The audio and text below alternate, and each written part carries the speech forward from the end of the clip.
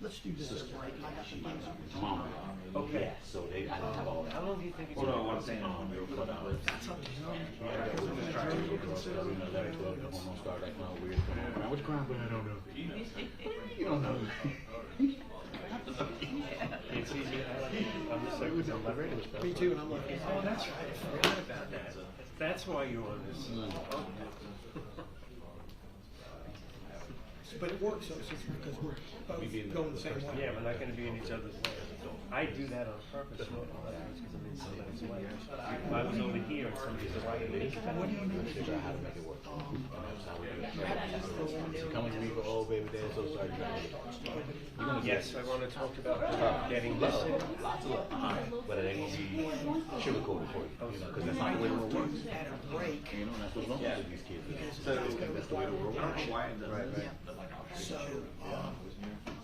at a break, we may have to ask the court whether or not I would have the opportunity to have the court make me a copy of it, so that Right, okay? And then what else? I had that, and then I was going to, I got the transcripts here, Mr. Diaz is here, and so I think that's. Okay, yeah, that's the one thing that we didn't have. Right, and I'm going to, I'm gonna object to that. I'm gonna ask them to verify legally why they're not. Okay, right, legal, they're not here, and then also, are you making kind of objection to their testimony just generally? Well, I'm gonna say that they're not part of the matter. You need to make sure you renew your objection to the denial of your, My keyboard isn't working. all of your phase two. Right, I have almost got that right. Wait, please. Yeah. So, Here, my language is, whether you wanted this, a copy of the list of them, a list of the phase two. Get it right, man. Get it right. we're able to get the list of the docket sheet. No, but I have Elena doing that for me today. Let me make sure. You know why I didn't do that? Is it, don't you Drove the want car this morning. Stop it. It's gonna rain. Stop it. A storm's gonna show. I gave him a hard time. wait? Might be able to get me get to the earthquake. We don't have earthquakes here. Right? Mudslide. Something bad's gonna happen. All right, yes, Make sure you leave extra early. Sometimes you talk to them, take it. So you know we had his sister's car. Right. So he's parked up everything else inside the garage. Parked the Tesla away the last month. And I said, you know, this is ridiculous. You're paying all this money and your car is in the garage and you're driving yourself. You need to get rid of it. Yeah. So at least they're agreeing. I think he's finally realizing, yeah, something's gotta go. Right. He's like, I'll park the other car, take my Avalon out, and you can drive the. What? You mean you don't drive the Tesla? I drive the Avalon? I don't know. That was his idea. Yeah, and I didn't even say nothing. I was like, I made a comment to him 2 weeks ago. I said, you know, I haven't driven a Tesla You have nothing for months. And I just let it go. And I guess it sunk in. Oh, it ain't something. Stand by mistake. I'm gonna ask for something. Something coming. A new car. Something coming. Because I was thinking, okay, why is he being... So, and agreeing to everything. So agreeing. Yeah, right. Something coming. What up, son? Yes, that's Well, let you I know. love driving it. Yeah. Okay. Maybe, no, I've been asking him, but like I don't want to court him. Mr. Linda. Yes. Good, good.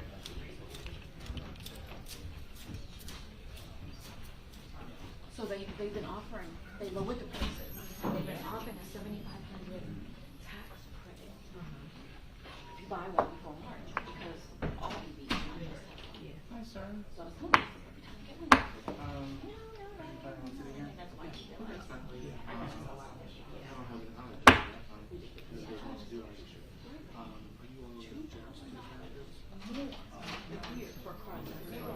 Because I have Claudia make the Frye, the court reporter outside. Just to say those are the transcripts I typed, and this is from the trial. Do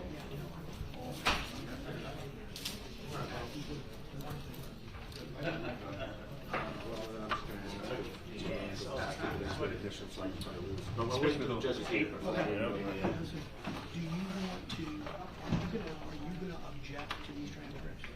object to them if they can come up with, Okay.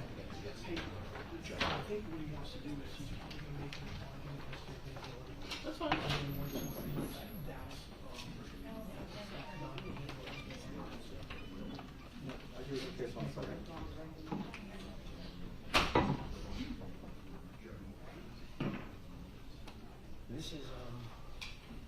This was all your motions. All right, the list. Okay. The only one that wasn't filed, wasn't heard was this one, because we determined it was no longer viable. Right.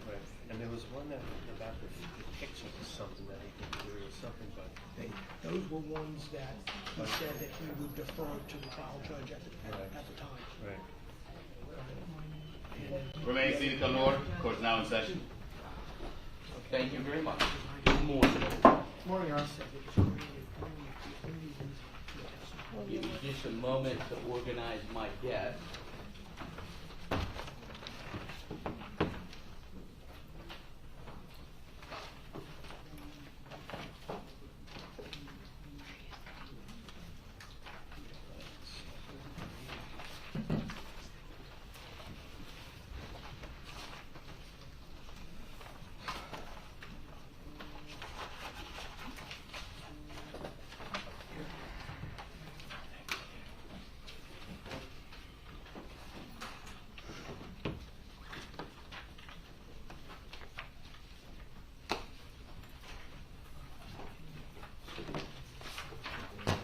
Justin, did they get everything fixed? Yes, ma'am. Thank you. I knew you'd figure it out.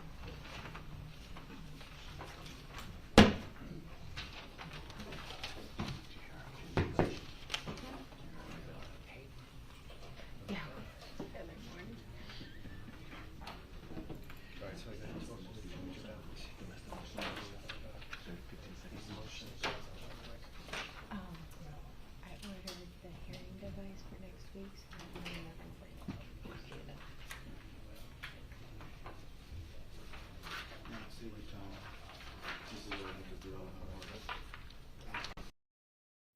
So here's a case talking about the admission of saying both the state and the defendant can present evidence in penalty phase that might be barred at trial.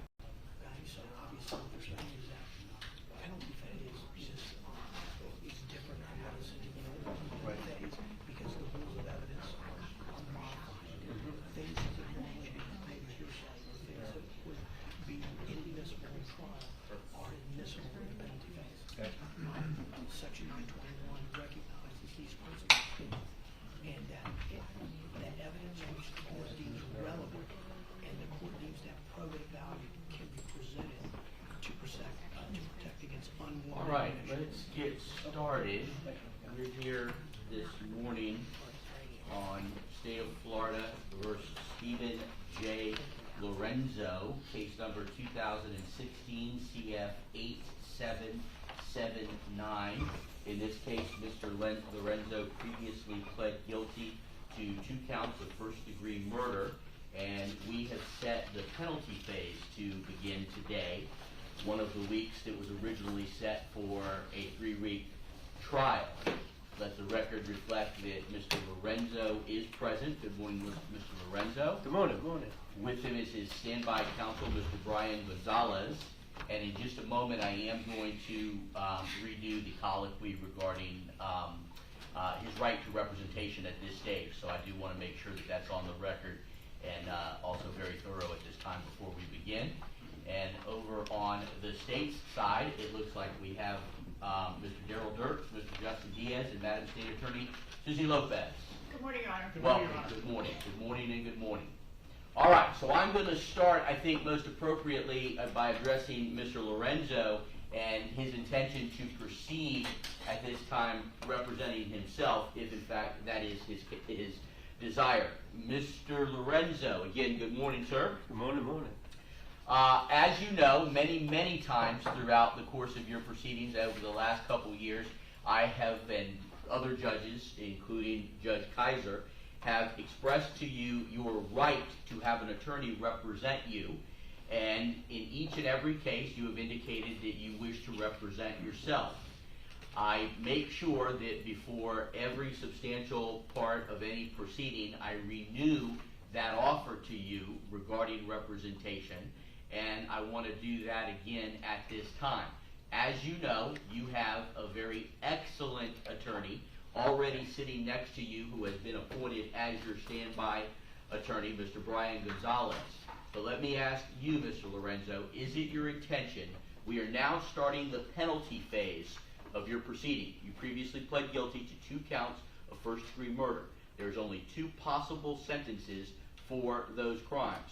That is life in prison or the death penalty, which is what the state is seeking in your case. So at the end of this proceeding, it is entirely possible that you could be sentenced to death. You understand that? Yes, definitely, yes. All right? And is it your desire to continue to represent yourself in this very important proceeding? Yes. And has anyone forced you or threatened you in any way to make this decision? No. Are you under the influence of any drugs, alcohol, or prescription medications today that might affect your ability to freely and voluntarily make this decision? No. You understand that representing yourself, and on the other side of the courtroom are 3 very experienced attorneys, including the state attorney, Madam State Attorney Lopez, all of whom are well trained in the rules of procedure, in the law, all of whom have tried very important high-profile cases like this. You understand that? Yes, I'm counting on that, yes. All right. And you, on the other hand, though, although you've represented yourself, and I've indicated to you that you appear to be a very intelligent person and have filed extensive pleadings that appear to be mostly correct. We may agree to disagree on some of your legal positions, but they all cite authority, and they all appear to be well-researched and well-written. But despite that, you have never represented yourself in a proceeding like this, a death penalty phase portion of a trial. Is that correct? That would be correct. And you are not licensed in the state of Florida to practice law. No. So you've never gone to law school. No. And while I have no doubt that you have studied the laws and the rules that apply, again, you have never actually been in a courtroom on this type of a proceeding and argued to a court regarding the issues that are at play here in your case. Is that correct? No. Yeah, that would be correct. Well, yes, that would be correct, yeah. All right. Well, let me also, just in an abundance of caution, I know that you signed a written waiver of a jury trial, and I know that I went over it with you also very thoroughly. But before we begin today, I just want to verify, you look over in that jury box and you see that there is no jury. Is that correct? That's correct, yes. And we discussed before that you had a right for a jury to listen to all the evidence that the state intends to present to seek the death penalty, and you have waived that right. Is that correct? That's correct. And you continue to waive that right to a jury? Yes, sir. You want me to listen and to ultimately make the decision regarding your fate in this case. Is that correct? Yes, that would be correct. Okay. And again, no one has forced you or threatened you in that respect at all? No, not at all. All right. And, well, I'm satisfied, as I've always been in the past, that you are making a knowing waiver of your right to counsel. I am going to allow Mr. Gonzalez to sit at the table with you. I will allow you to confer with him. Mr. Gonzalez, though, you are standby counsel, so you will not be making any arguments on behalf of Mr. Lorenzo. You're simply there for him as a reference if necessary. Understood, Your Honor. Is that the first time that you've been called a reference? It is possibly the last, Been called worse, though, I suspect? consistently. All right. You're welcome, here, and please let me know if you need anything. Thank you for being here. You're welcome, Your Honor. Yeah, thank you. All right, let me turn to the state. Who is going to take the lead this morning? Good morning, Your Honor. Good morning, Mr. Dirks. I will, I don't know that I'm taking the lead. Ms. Lopez is taking the lead. Yeah, it's tough for you to stand in front of Madam State Attorney and say you're taking the lead, but I wanted to put you on the spot there. Thank you very much, Ernie, and I appreciate that, and it's it's well taken because Ms. Lopez will be making the opening statement. All right. And then we'll go through the order after that, Your Honor. All right, well, so are you all ready to proceed? I suspect that that's probably the best thing to do. In the last one of these cases I had, we did have a jury, but the state did make an opening, and the defense was given an opportunity to make an opening at that time as well. Mr. Diaz, you're standing. Would you like to be heard? Yes, Your Honor, thank you. I don't know if Your Honor wants to address it now. I can tell you that in the very near future, the intention of the state is to admit copies of 5 portions of the federal trial transcripts, the testimony of 5 of the previous victims that Mr. Lorenzo was convicted regarding. I think Mr. Lorenzo has an objection to their admissibility. I don't know if you want to address it now or later. I'll just Let's hold off. Let's get started with the openings. I'll ask, who did you say, you said that Madam State Attorney Lopez is going to be making the opening for the state, is that correct? Yes, sir. Ms. Lopez, are you able to avoid in your opening any reference? I have all of the federal transcripts here with me, and I see at the top the names of those witnesses. We'll also have the sentencing transcript as well. But are you able to make an opening if I reserve on addressing the issue of those witnesses' testimony being read into the record? I will omit that, sir. I did not intend to get into the substance of their testimony, but I will just go ahead and omit any mention of them. All right, I appreciate that. And I mean, things are a little different with a judge. I have to, I'm going to end up hearing all about them anyway, and if I rule that they're not admissible, I will not consider them. But Mr. Lorenzo, did you want to be heard, sir? Yes, sir, I sure do. Before we get started, before they do the opening statements, there's a few things I would like to get into this court regarding some getting these chat items into the court. We talked about this before. The state is coming up with maybe 12 to 15 pages of fantasy chat role play stuff, and out of 11,000 pages. Right. Right. So I want to be able to, and I can't give this court 11,000 pages of documents. It's just not going to do that. I prefer not. Yes, thank you. Yes. So what I'd like to do is, they're going to show only a very small section of what the whole thing is actually about.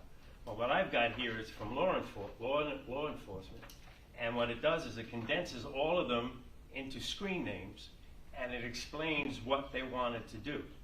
Well, I don't mean to cut you off, Yeah. I certainly respect you, but the way the process is going to go is they're going to go first. They'll have the opportunity to try to do whatever they want, and you can place objections. It sounds like there may be an objection when they want to put in testimony from the federal trial, and we'll address that at that time. Once they rest, I'm going to turn to you, and it's to be your opportunity to attempt to put in whatever evidence you want to put in, call whatever witnesses you may want to call, testify if you want to testify. But that'll come during your case in chief. So I'm not predetermining any issues. I know we have discussed it. I don't know what their position is going to be regarding it, but I do remember specifically discussing it. But I assure you that you'll have that opportunity once they rest their portion of the penalty phase, and I turn to you to present your portion. Okay. Question 2. The penalty phase motions. There was multiple ones that were put in. This is phase 2 motions I'm talking about. I'd like to get the court to acknowledge that, Mr. Judge Kaiser, the denials of all these motions, so it's put on court records for, I guess, for the Supreme Court. Right. These types of cases, if I was to sentence you to death in the end, are immediately go to the Florida Supreme Court for review. Right. Anything that's previously been done is on the record. I will reaffirm any rulings at this time by Judge Kaiser. I accept his previous decisions in this case, and they will continue to be in effect. Any objections to those are preserved for the record and can be argued on appeal. Okay. And yes, the transcripts that they're going to put in here, you told me I'm going to object to these I coming understand, and I'm not going to get to that until they attempt to Do so. So we're going to get started. I suspect they're going to do their opening. I'll give you an opportunity to do any opening that you wish to make. They're going to start calling witnesses, and then at some point later today, I'll take up those transcripts that I have of, I think it's 5 witnesses who testified in the federal trial. Right. Beautiful. And your objections. Okay. Very good, thank All you. right, excellent, Appreciate it. thank you. Yeah. All right. Madam State Attorney Lopez, are you ready to give an opening statement at this time? Yes, sir. You may proceed. Thank you. May it please the court. Certainly. Mr. Lorenzo, Mr. Gonzalez, Mr. Dirks, and Mr. Diaz. Let's violate the world. Let's bring our fantasies to realities. I'm extreme, calculated, and love it. Easy to make them vanish with no link to us in the least. Easier to find a loner guy.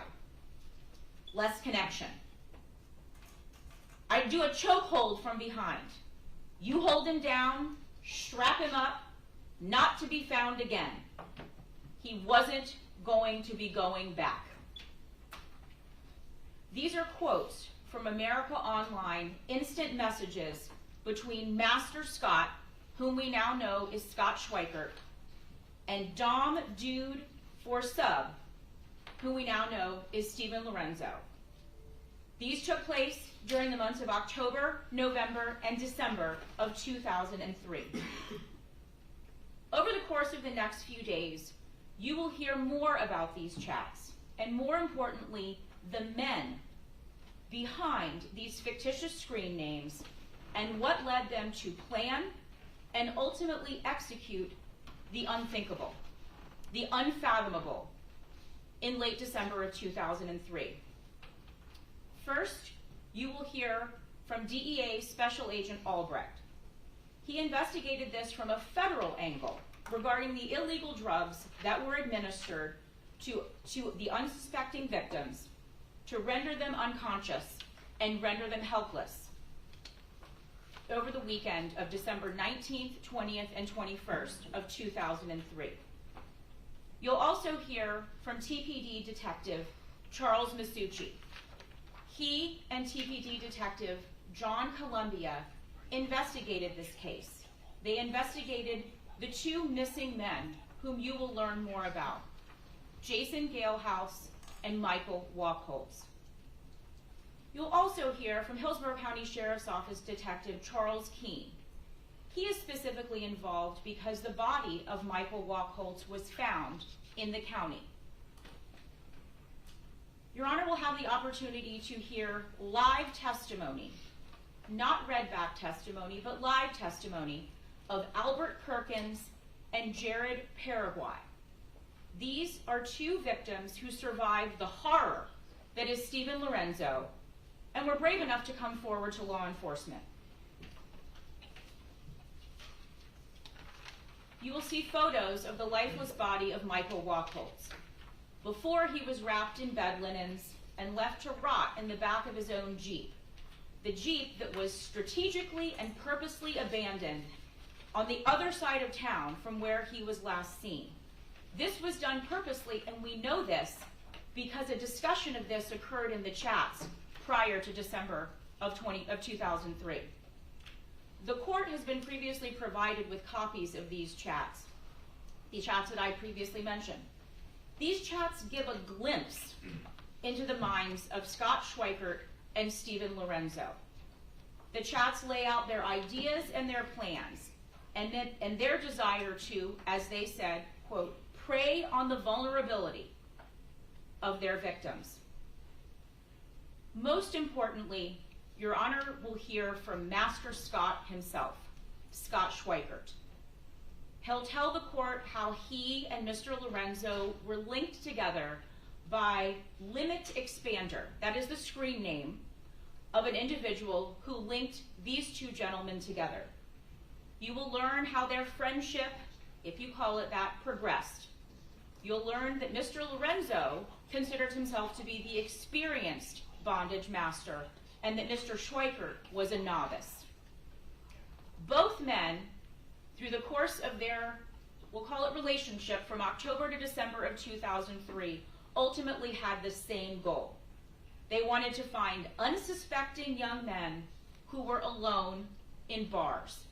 They befriended them and then invited them back to Steven Lorenzo's house, which was on Powhatan Avenue within the city of Tampa, for some drinks and a consensual bondage session. However, Mr. Schweikert and Mr. Lorenzo had different plans. Once the young men were to get back to Mr. Lorenzo's house, they were going to, and I quote from the chats, use and abuse them to see how far Mr. Schweikert and Mr. Lorenzo would go, and to see how well they would work together. You'll hear about the night of Friday, December 19th, 2003. Mr. Schweikert was living in Orlando at the time, and he drove over from Orlando to Tampa to Mr. Lorenzo's house on Powhatan Avenue. A plan was in place. They went to 2606. That is a gay bar that's located at 2606 Armenia. It was there that they met Jason Galehouse. Mr. Galehouse accepted an invitation to go back to Mr. Lorenzo's house for some drinks and a bondage session. He even agreed to be tied to the bed. Then, just as had been discussed in those chats, in the months leading up to this night, Mr. Lorenzo, sitting on the bed, with Mr. Galehouse lying on the bed, tied to the bed, at his ankles and at his hands, did a chokehold on Mr. Galehouse from behind. At that point, Mr. Schweikert will tell you that he held down Mr. Galehouse's feet. Mr. Galehouse remained strapped to the bed.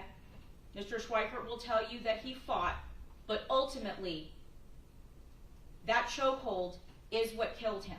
And just as had been discussed in that text that I previously referenced, Mr. Lorenzo did exactly what he said he was going to do. He did a chokehold from behind. He was held down as Mr. Galehouse was strapped up, and he was never to be found again. The murder of Jason Galehouse is the very definition of cold, calculated, and premeditated. This is evidenced by the chats, as well as the testimony of Mr. Schweikert himself. In these chats, Mr. Schweikert and Mr. Lorenzo even refer to what they are doing as cold and calculated.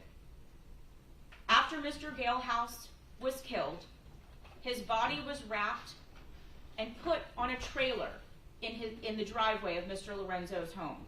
Mr. Schweikert and Mr. Lorenzo went to breakfast. They went to Home Depot to buy supplies. The supplies that they needed included contractor garbage bags, the large, very strong garbage bags. They then went back to Mr. Lorenzo's house. Mr. Schweikert will tell you that they carried Mr. Galehouse's body into the garage where he was dismembered. Head and torso stayed together. Arm, leg, and leg.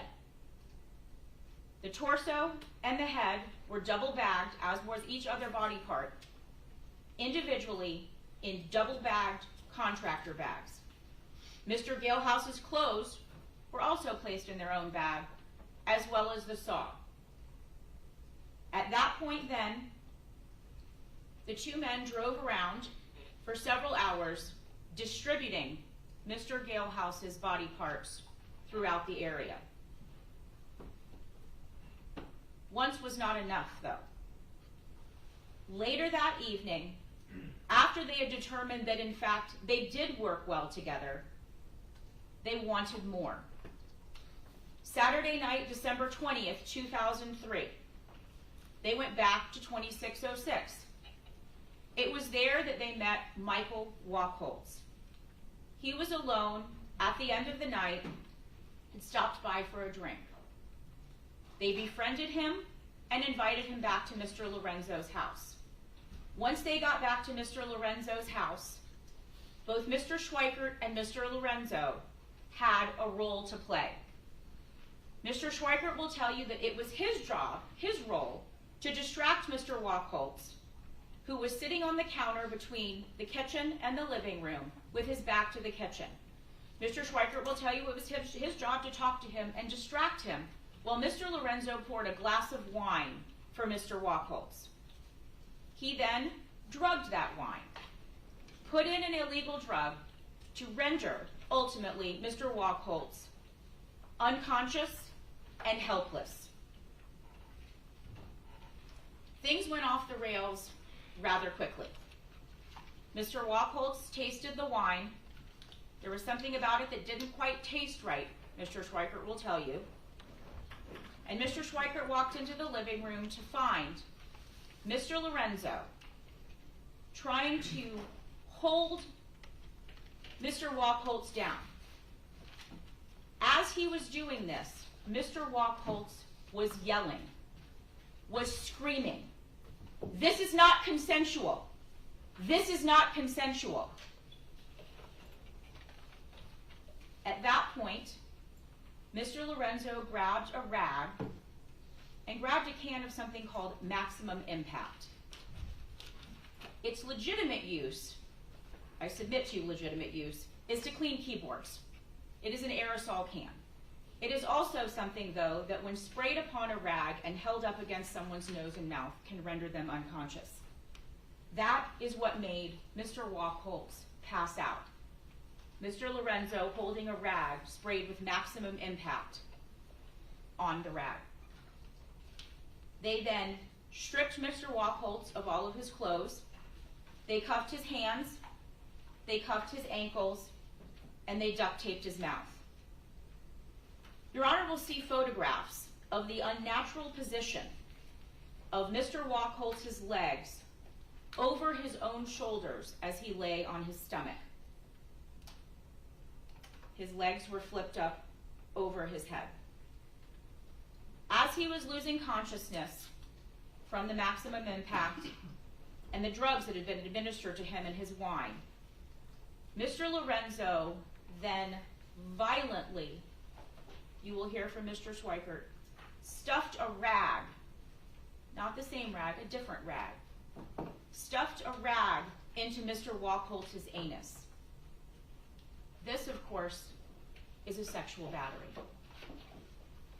You will hear from Mr. Schweikert that Mr. Wachholtz was in and out of consciousness, but it was likely the force of that rag being shoved into his anus that made him regain consciousness. It was shortly after this that Mr. Wachholtz, as Mr. Schweikert will tell you, died. The medical examiner indicated and opined that Mr. Wachholtz died as a result of homicidal violence. His death at the hands of Mr. Schweikert and Mr. Lorenzo, working in concert with one another, was especially heinous, atrocious, and cruel. And it did in fact occur during the commission of that sexual battery.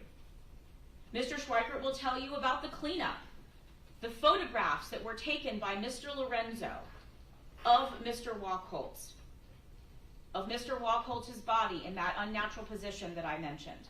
Many photographs of Mr. Wachholtz's feet. Mr. Wachholtz in a shower tub, appearing to be very much dead. You will hear about the decision to dump Mr. Wachholtz's body in an open but unlikely location. As I mentioned earlier, his body was found in the county. It was found very far away from where he was last seen, and that was something that was discussed in the chats previously. You will learn that Mr. Wachholtz, as I mentioned, was killed on December the 21st. That is the Sunday morning before Christmas in 2003. Christmas was a very important time and was specifically chosen by Mr. Schweikert and Mr. Lorenzo because losing a loved one at Christmas time would cause the families even more pain. Pain is what Pam Williams, the mother of Jason Galehouse, and Ruth Wachholtz, the mother of Michael, have suffered for the last 20 Christmases. These two mothers, one of whom did not have a body to bury, doesn't have a grave to visit, have been delayed justice and denied justice for almost 20 years. And now is their moment to get justice. The state of Florida stands before your honor today to humbly ask you to impose the ultimate, the harshest, the most severe punishment allowed by the laws of this state. A sentence that is ultimately carried out by the governor and by the warden of the Florida State Prison. We ask you to sentence Steven Lorenzo to death. The aggravating factors, it is clear, outweigh any mitigating factors that there may be. A sentence of death for Mr. Lorenzo is the only appropriate sentence. Thank you, Your Honor. Thank you, Ms. Lopez. Mr. Lorenzo, do you wish to give an opening at this time? Just something real quick. Yes. Certainly, absolutely. And I'm going to allow you to remain there. Yeah. And there's a microphone in front of you. Just make sure the green light is on. If you need to move it closer, you're welcome to do so. But I can pretty much hear you. You can hear me okay? Yeah, I can hear you. Okay. That's a wonderful story. It's a very dramatic story, but it's a lie. It's a lie. Mr. Schweikert made up this story, and I made it very, very clear in my 160-something page that he made it up to appease the state because he was hoping he was going to walk from this case. So he was hoping that he could talk his way out of it, and so he gave them the story that they wanted to hear, and they conformed it with the fantasy role-play chats. That's fine. I don't really care. It doesn't bother me because the defense wants the death penalty. The defense is saying, yes, give me the death penalty. That is absolutely great. That's exactly what I want. I'm 64 years old. I could be on death row for 10, 15 years. The comforts that they get in the death row are a lot more comfortable than it is in the federal system. You get your own private cell, you get your own TV, you get your own computer, you get all this stuff. But your privacy, your daily quality of life privacy, at my age, is invaluable. I have a life sentence in the feds. I'm going to be in prison for the next 10 or 15 years until I would normally die anyway. I could be in the state for 10 or 15 years before they even get to me. I can possibly pass on before I even get there, but I want to be comfortable. I want to do my time my way. It's easy time.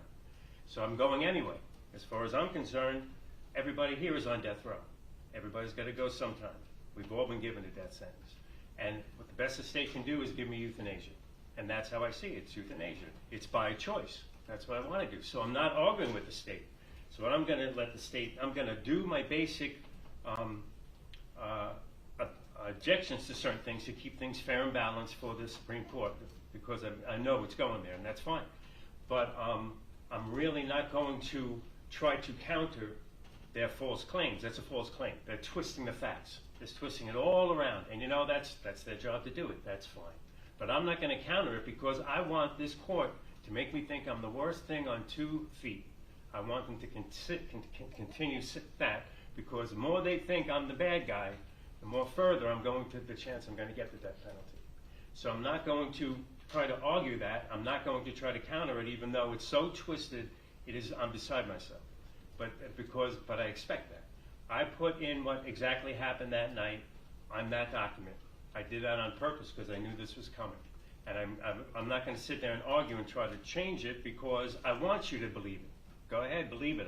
That's fine. I have no problem with that.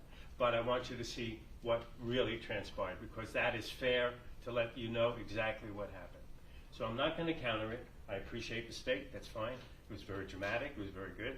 But I just want to let you know that I'm in sync with the state. I have no issue with the state. I want the death penalty. And that's how I leave it. Thank you. All right, thank you, Mr. Lorenzo. I'll ask the state to please call your first witness. Your Honor, before we call the first witness, can we address the issue of the transcripts? I have a witness outside waiting to testify if we're going to be able to do this. Certainly. I would like to object to that if I could. Well, this is where you'll get the opportunity to argue. They want me to make my ruling on whether the transcripts come in or not. I understand you have an objection. Right. So let me hear from them why they think they're entitled to use the transcripts, and then I'll allow you to tell me why you think they should not be allowed to use it. Very good. Thank you. All right, you're welcome. Go ahead, Mr. Diaz. Thank you, Your Honor. The state intends to, or will be asking to submit into the record what has been pre-marked as State's Exhibit 8, which is then further subdivided into State's 8A, which is the transcript portion related to the victim, Joey Alva. States 8B, which is related to the victim, Sergio Iturbe Garcia. States 8C, Joseph Laich, L-A-I-C-H. States 8B, Christopher Lear, L-E-E-R. And States 8E, Juan A. Ortiz. We have copies of those transcripts from the federal trial. We will be asking to admit them. Had this case proceeded as is sort of more normal, I suppose, we would have introduced this evidence during what would have been the penalty phase of the trial in front of the jury. It's the state's position that all of this is admissible under Florida Statute 921.141, which, as the court knows, relaxes the rules of evidence and allows Your Honor to receive any such evidence that the court, quote, deems to have probative value, regardless of its admissibilities under the exclusionary rules of evidence, provided the defendant is accorded a fair opportunity to rebut any hearsay. In this particular case, Mr. Lorenzo was represented in that federal trial. Each of those witnesses were subject to cross-examination. There was obviously a chance to rebut any claims that were made by those witnesses in that trial as part of their testimony. And so it's the state's position that Florida Statute 921.141 is satisfied.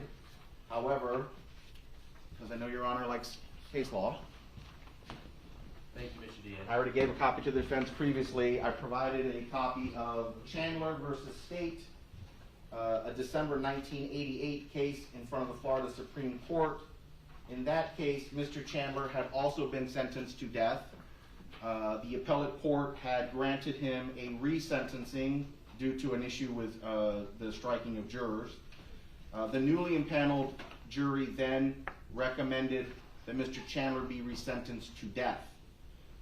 It is a little difficult to figure out because the court doesn't do a tremendous amount of analysis of what the testimony was during the case, but if Your Honor looks on page 3 of the opinion, on the right-hand column towards the bottom, you will see a paragraph that says, we do not find the introduction of hearsay testimony rendered subsection 921.141 sub 1 unconstitutional as applied in this case.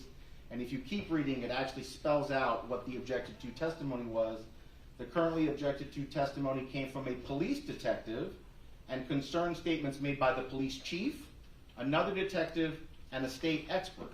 So in the trial, this police detective is testifying to what other witnesses had said in the original trial, because remember, this is a resentencing. So there, you have a clear case of hearsay. You have one witness, the police detective, saying what is the testimony of other witnesses who previously testified who were not recalled for what is effectively the resentencing, and the court finds that this is appropriate. And so we are asking that Your Honor allow the state to admit into evidence States Exhibit 8A through E, the testimony of the 5 victims regarding the previous felony convictions. And how do you intend, if I accept them, do you intend to have them read into the record or just? Yes, Your Honor. We are prepared to have prosecutors come and effectively assume the roles of the prosecutor from the federal case and the victim from the federal case, and to read them into the court record. I also have copies of them that I can submit for purposes of the record, if Your Honor so desires. And I have copies you've already submitted that I've received as part of, but essentially that's consistent the way former testimony is admitted into the record during trials. So that's the procedure you're seeking to use. Yes, Your Honor. We have people lined up to come and play the various roles. And essentially this is former testimony, correct? That is correct. All right, let me hear from Mr. Lorenzo as to your objection to States Exhibit 8, Composite Exhibit 8A through E, which is Joey Alva, Sergio Garcia, Joseph Laich, Christopher Lear, and Juan Ortiz, their testimony at your federal trial. Mr. Lorenzo. Yes. Okay, yes, I do object. Number one, this Chandler case. This is based on the testimony of people that were involved in the case itself, that had direct effect on what I mean, was directly involved with the case. It was part of the case. These individuals are not part of this death penalty case or this sentencing. Not at all. This has nothing to do, that they have no link to the deaths of these individuals at all. So let me ask you, and you know, because you're not an attorney trained in the rules, is that it appears that you're making a relevance objection, that they are not relevant? Is that your position? They're not relevant. This case specifically was allowed this testimony in because it was relevant to the case. It was part of the case itself. This is a death penalty sentencing hearing based on deaths of two individuals that these people had nothing to do with. They have no information about it at all. The other thing about that too is, what was it here? The state already has its aggravator, the conviction of myself prior. So they don't need this here. They've already got their aggravator. So what they're doing is doing showboating. What they're doing is putting this out here for the news media to make everything dramatic. And that would be, as far as I'm concerned, a due process violation. I think the news media would be here regardless. Oh, I don't mean, you know what I mean. And so yes, there is no necessary need for them because they have no valid, they have nothing to add to. Well, I hear you. You're not raising hearsay objection. That's what the case Right. law that they've presented, an argument they've made. So I'm going to go back to them and ask them to tell me or convince me why it's relevant. And then I'll give you another opportunity in a bunch Okay. of caution. Let's hear specifically what they believe the relevance is, Mr. Diaz. Yes, Your Honor. One of the aggravators the state of Florida is pursuing in this case is that the defendant has previously been convicted of a felony involving the use or threat of violence to another person. Mr. Lorenzo is correct. We do, in fact, have the certified copies of conviction. We will be admitting them for purposes of showing he was convicted of that crime. However, as Your Honor knows, it is incumbent upon the finder of fact, which in this case is effectively you, to determine whether or not the nature of that crime fits the aggravation. And Your Honor is going to have to understand exactly what did or did not happen in that instance to decide what the weight of that aggravator ultimately is in determining what your ultimate decision in the case is. Much like other death penalty cases, you might have a defendant who has a prior aggravated battery, but not all aggravated batteries are exactly the same. And so it is important that Your Honor be able to hear those facts, understand those facts, and interpret those facts in light of the law that you will ultimately have to apply in this case for purposes of determining whether or not the aggravators outweigh the mitigators.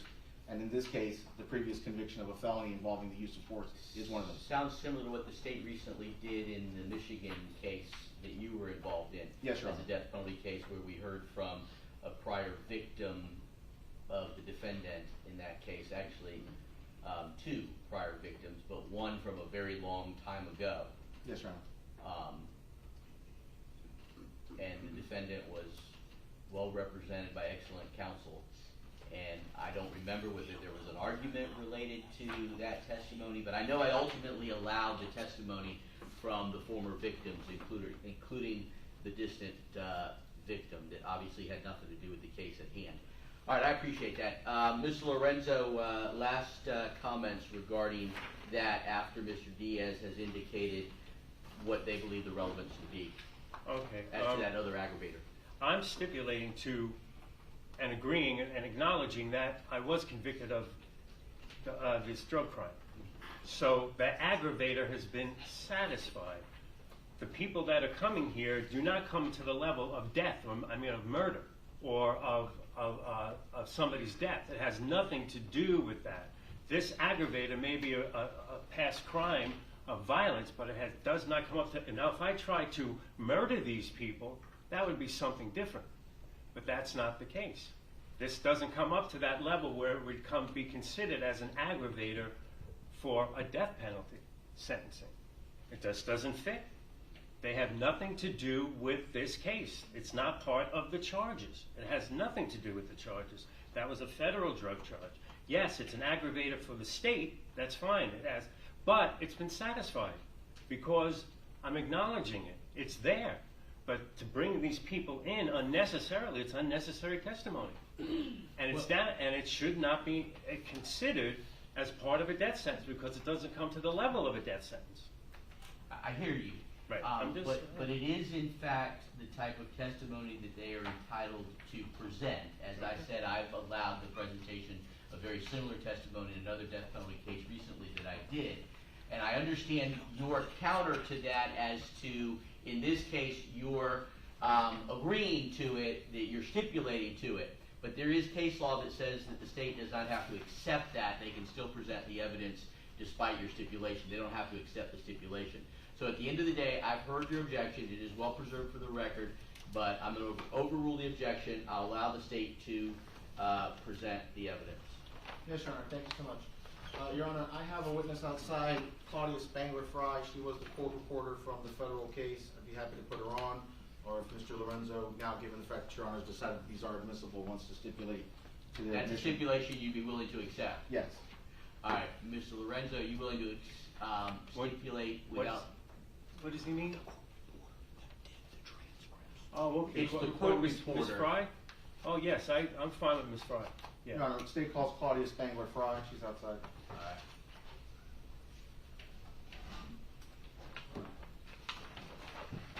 That's not Ms. Frye.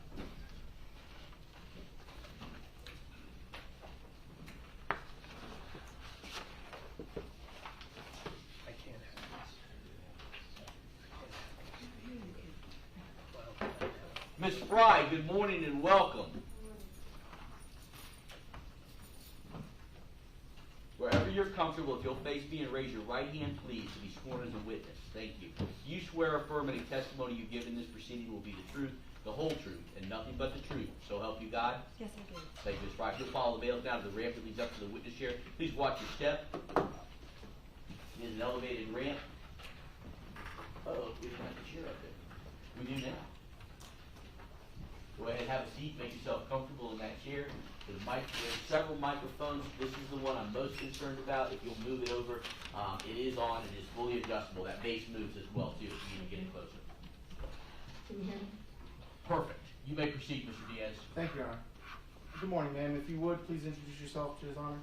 Yes, my name is Claudia Frye. And Ms. Frye, or do you prefer Frye or Ms. Frye? Frye. Ms. Frye. What do you do for a living? Well, I'm a retired federal court reporter, but I got bored when I retired, so I went back to work for the DOJ as a grand jury court reporter. And how long have you been a court reporter in total now? About 46 years. I want to talk with you about specifically the trial of the United States of America versus Steven Lorenzo, in particular, a portion of that trial that would have taken place on November 2nd of 2005. Were you the court reporter creating the official record of proceedings during that trial? Yes, I was. And Your Honor, can I approach? You may. Ms. Frye, I'm going to show you what's been previously marked as States Exhibit 8A through E. They have the little spots on the bottom there so you can keep track of which one's which. You had a chance to look at these before court this morning, is that correct? I did.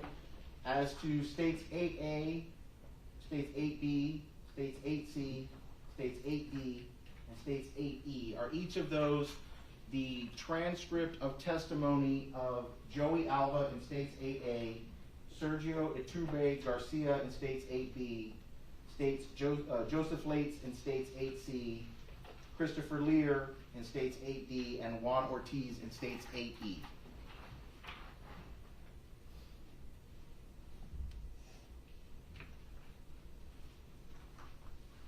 Yes. And how do you recognize those as transcripts from that particular day for that particular trial of Mr. Lorenzo? I see my name at the bottom of each page of the transcript, and I also see my signature at the end of the day, certifying that this was a true and accurate transcript of the proceedings of that day. And just for purposes of the record, I'm looking at what is marked as States Exhibit 8E, the very last page of that.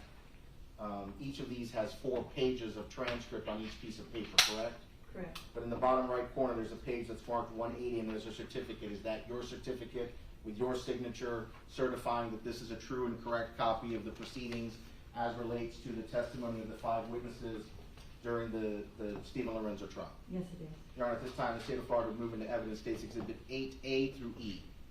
Other than previously made, any other objections at this time, Mr. Lorenzo? No. Hello, Ms. Frye. Oh. Thank you. I want to thank you for treating me so well. You were kind to me when I was getting extra transcripts in the past. Thank you. All right. But no, I have no. Okay, I will admit over the objection of Mr. Lorenzo, the defense. States 8, composite 8, A through E will be admitted at this time. Thank you, Your Honor. I pass the witness. All right. It sounds like, Mr. Lorenzo, you've said what you want to say. Did you have any questions of the witness? No, I mean, I trust the judgment, and I don't doubt that the state is putting something false up here. So I don't think Okay. they would do that. So All yes. right. All right. Then may this witness be excused by the state? Yes, Your Honor, thanks so And the much. defense? Yes. All right. Thank you, ma'am. You may step down. Thank you. I'll ask the state to please call your next witness. Your Honor, the state would call Scott Albrecht, retired Drug Enforcement Administration, age special agent. Can I object to that, Your Honor? I'm sorry? Can I object to that? Well, you can. What's your objection to, and let me just make sure, I have on the witness list Mark Albrecht, not Scott. Right. Oh, it's Scott. That was a mistake. It is Okay. Scott, Your Honor. Not a problem. All right. I just want to make sure his name is correct. Hold on, Mr. Albrecht. Actually, let me have him step outside for a moment so I can hear the objection. All right, Mr. Lorenzo, what's your objection to Mr. Albrecht's testimony? Well, my objection would be he's based on the federal trial. It's based on a drug trial. It has nothing to do with the deaths of these individuals. So his testimony really has nothing to do with sentencing. I've already admitted to the deaths already. I understand. So this is just for sentencing purposes. He has no purpose being here as part of a different case. I understand. So, Yes. so again, similar to the transcripts from the federal trial that I've admitted, your objection appears to be relevant. So it's not relevant. Right. All right, let me hear briefly from Mr. Dirks. What's the relevance? I have no idea what the testimony of Albrecht is, so I'm going to allow you to tell me what the relevance of his proposed testimony is. Yes, Your Honor. Mr. Albrecht was the lead investigator relating to the other 7 victims that are listed as aggravating circumstances. He developed the background of the investigation, which provides that sort of background regarding the timing, the chronology of the events which relate to that aggravating circumstance, and he's prepared to do that this morning. All right. Mr. Lorenzo, again, I hear you, I understand your objection, but based on the representations by the state, Mr. Dirks at this time, I'm going to overrule the objection and I'll allow them to call Mr. Scott Albrecht, so we'll get him. You'll have an opportunity also to cross-examine him if you wish. Right. But I'll do a standing objection on all of this. I understand. Thank you, Your Honor.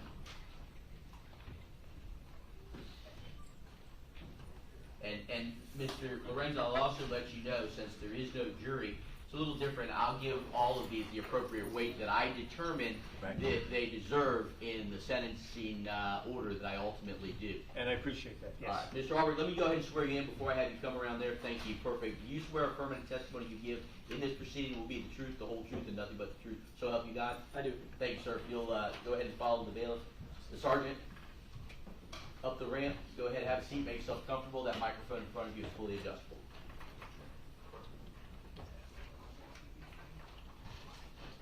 Welcome, counsel. You may proceed. Thank you, Your Honor. Good morning, Mr. Albrecht. Good morning.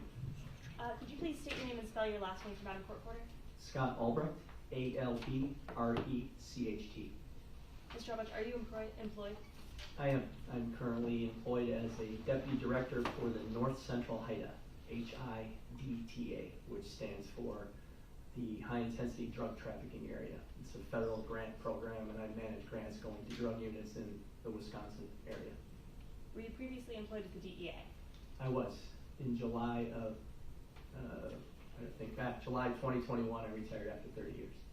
And as part of your service with the DEA, did you work in the Tampa area? I did. From 1999 to 2007, I was employed as a special agent with DEA and assigned here to Tampa. During that time period, did you ever hear the name Steven Lorenzo? I did. When did you first become aware of who Steven Lorenzo was?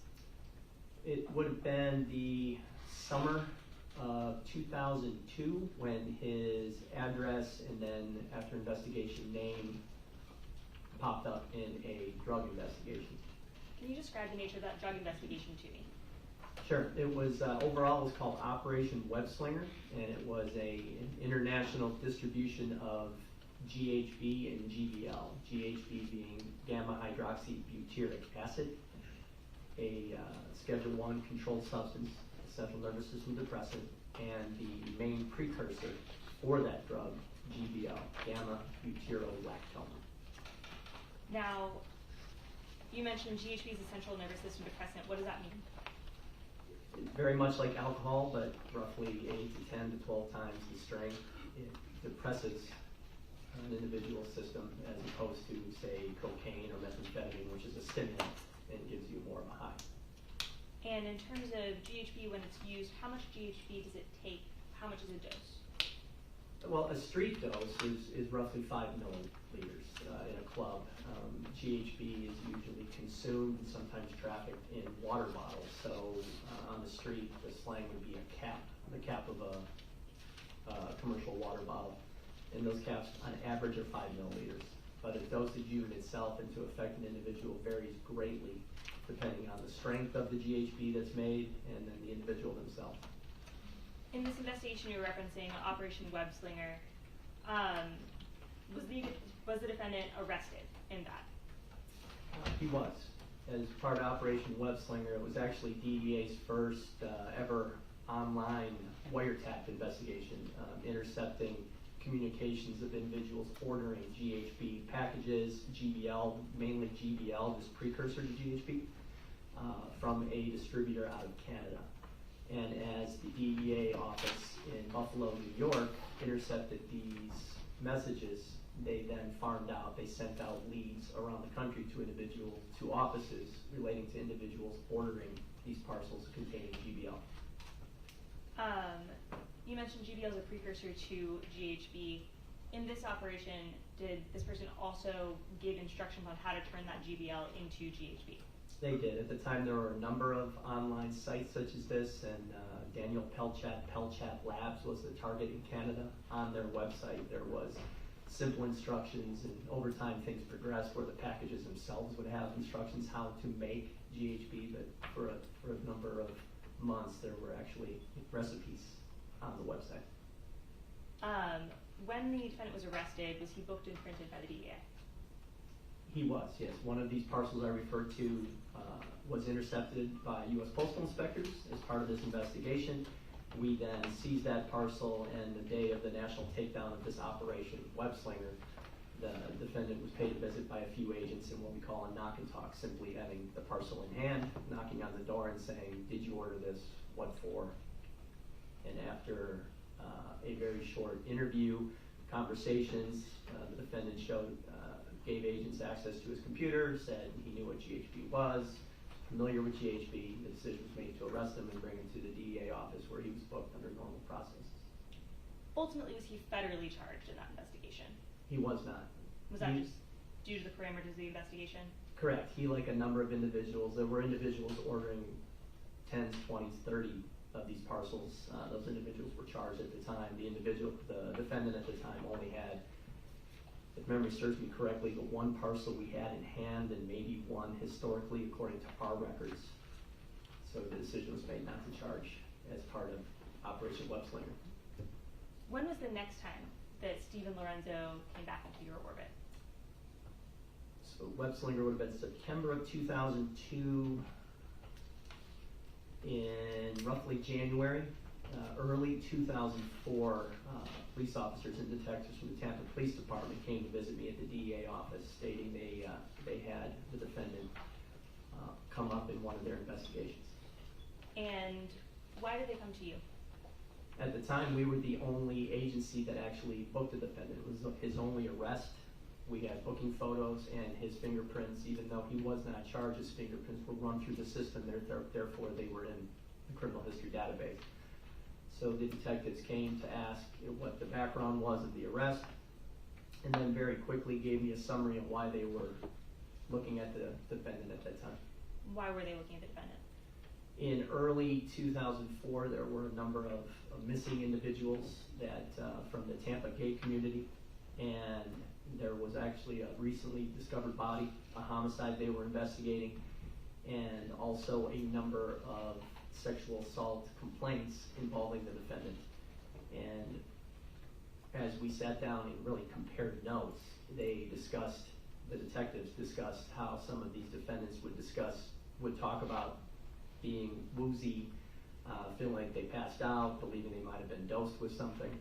And both of the two detectives from Tampa at the time had never worked drug investigations, but I explained to them then what GHB was, I explained what Operation Web Slinger was, and we then very quickly joined forces and started looking at the defendant, and then a couple of different avenues, the missing individuals, the homicide, and then continuing on the drug investigation, which was put on hold after the defendant was released more than a year later, or earlier, excuse me.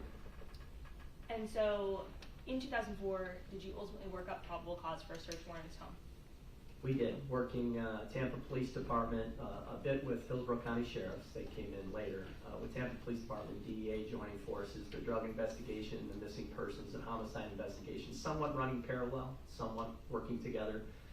We developed probable cause to write a search warrant for the defendant's Powhatan residence in Seminole Heights, which I authored the affidavit for the search warrant.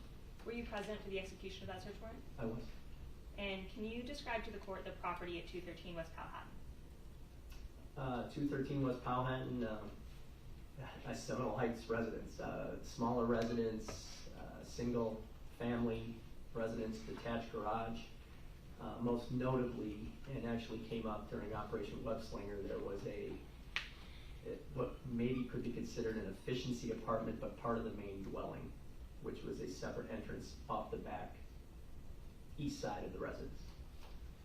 And when you executed the search warrant, what did you observe, beginning initially when you walked into the living room?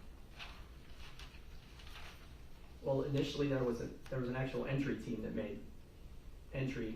The defendant was secured midway in the hallway, I believe. He was then brought out of the residence. When I made entry later as the case agent, not part of that original entry team, a well-kept living room, a variety, and the first thing we were looking for as part of the search warrant was drugs, which is named in the search warrant, but also any evidence relating to the missing individuals and bolstering the statements that were provided regarding possibly being drugged, possibly being assaulted. And the living room and the kitchen, well kept, again, single family home. But the first thing we found of note was bottles under the sink. Why were those of note?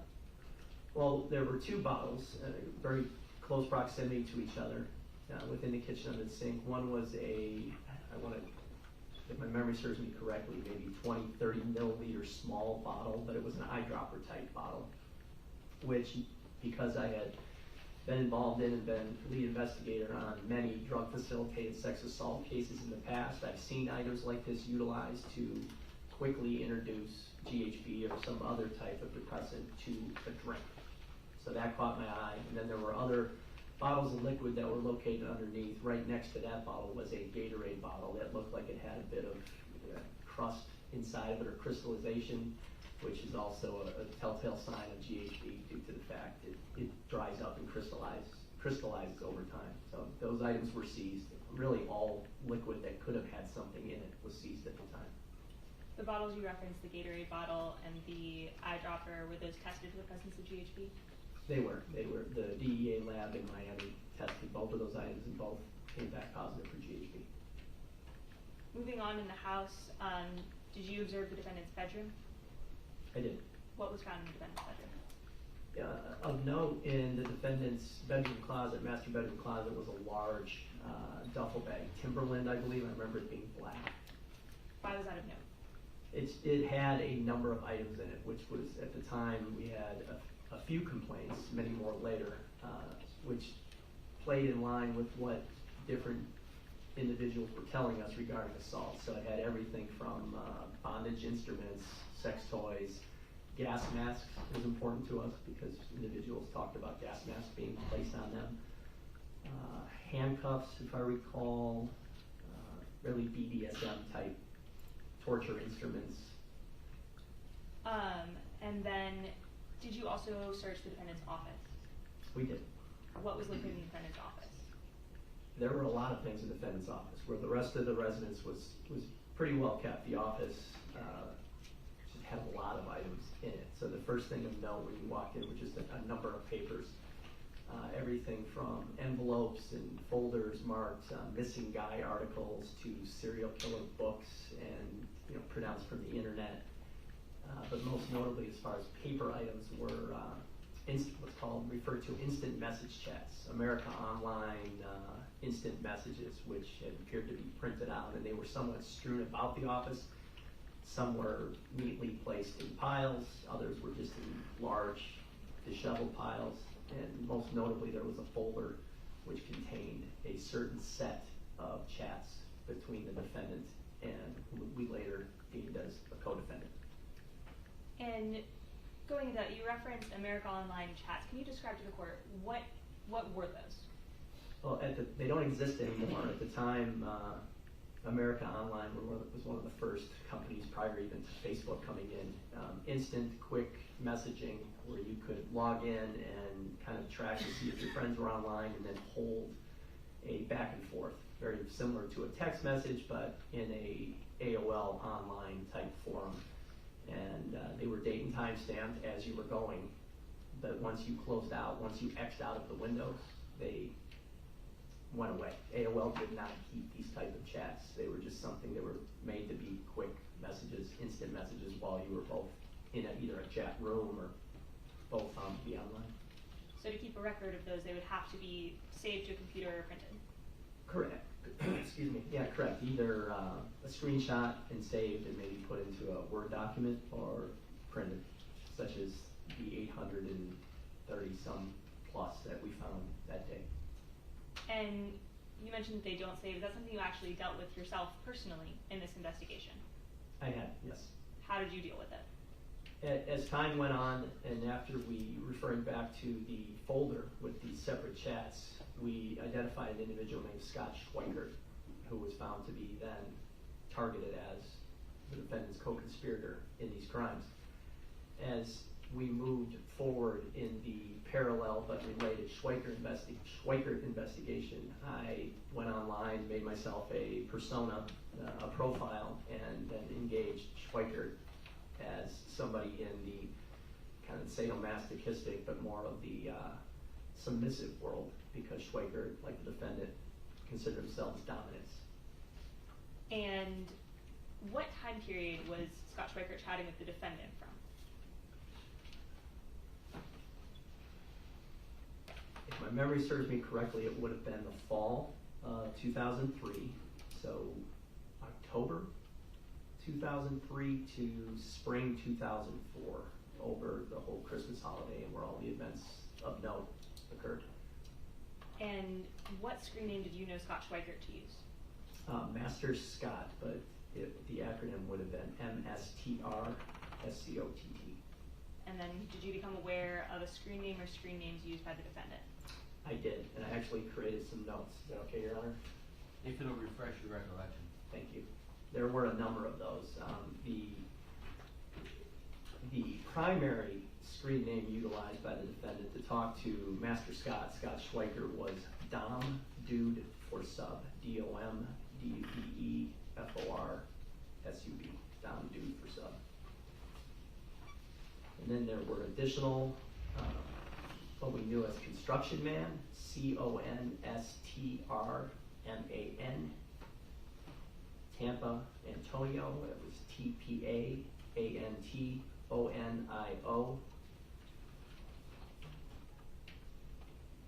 Cobblestone Home, COBBLESTONEHOME, and then Tampa Blues, TMPABLUES.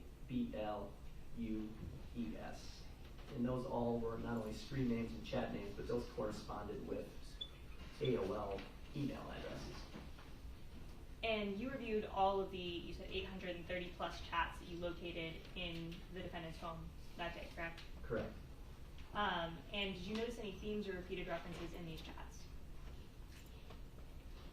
Yes, once we ended up getting the chats, other than the ones that were separated as Master Scott and Dom Dude for sub, the overall theme was everything from drug use, hard play, it was called at times, very violent activity within the bondage, dominant submissive world.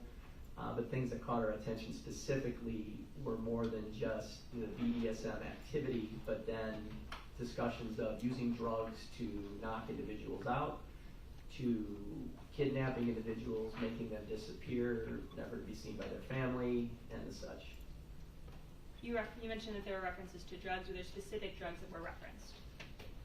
Primarily, probably the number one drug mentioned throughout a number of these chats was, the slang was TINA, which is crystal methamphetamine.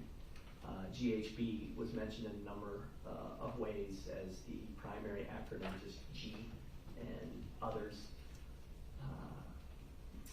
Drugs such as over-the-counter type headshot drugs such as poppers, which are kind of a commercially used euphoric drug, which can double as a head cleaner for VCRs, which contain a depressant called amyl nitrate, which is very popular again in head shops and is a legal substance. And these drugs were referenced in concert with these references to extreme BDSM and to making people disappear. Is that accurate? Correct. Did you also review digital evidence in this case?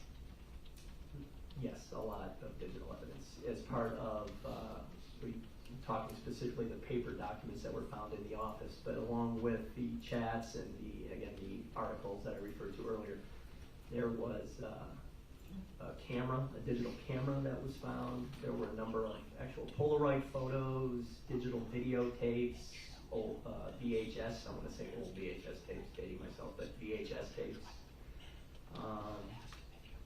And then probably, I don't think it was all important, but the large item that gave a lot of evidence over time was the CPU, the computer CPU, which at least had one hard drive, possibly two.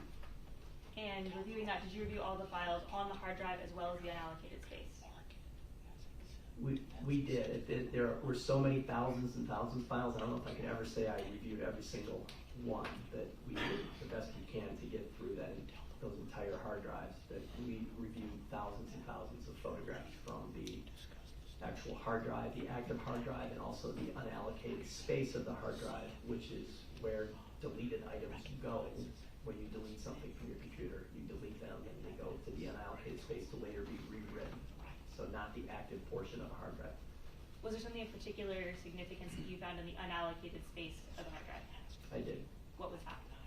Months after that first search warrant, there was a series of search warrants over time after talking to witnesses and developing different evidence, but I located a photo of who I quickly recognized as Michael Wachholtz.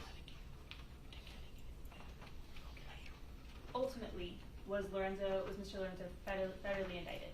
He was. And what was he federally indicted for?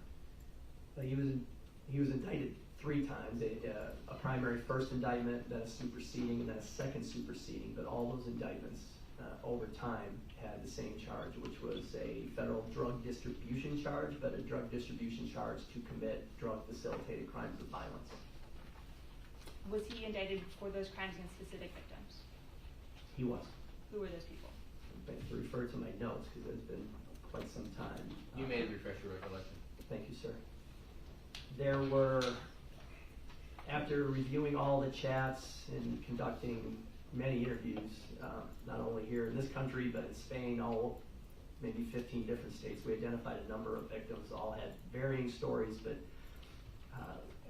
when it all came down to the actual drug distribution for violence, we charged 7 victims that later were able to give us statements, 7 counts for victims that were able to give us statements, and those were Albert Perkins, Joseph Leitch, L-A-I-C-H, Sergio Iturbe, I-T-U-R-B-E, Joey Alba, Juan Ortiz, Jared Perigoy, P-E-R-E-G-O-Y, and Christopher Lear, 2 E's. To your knowledge, was Mr. Lorenzo tried for those crimes? He was. Those 7 counts and 2 others, I'm going to forget. He was also indicted on 2 counts involving one for Jason Galehouse, drug-facilitated crime of violence, and Michael Wachholtz.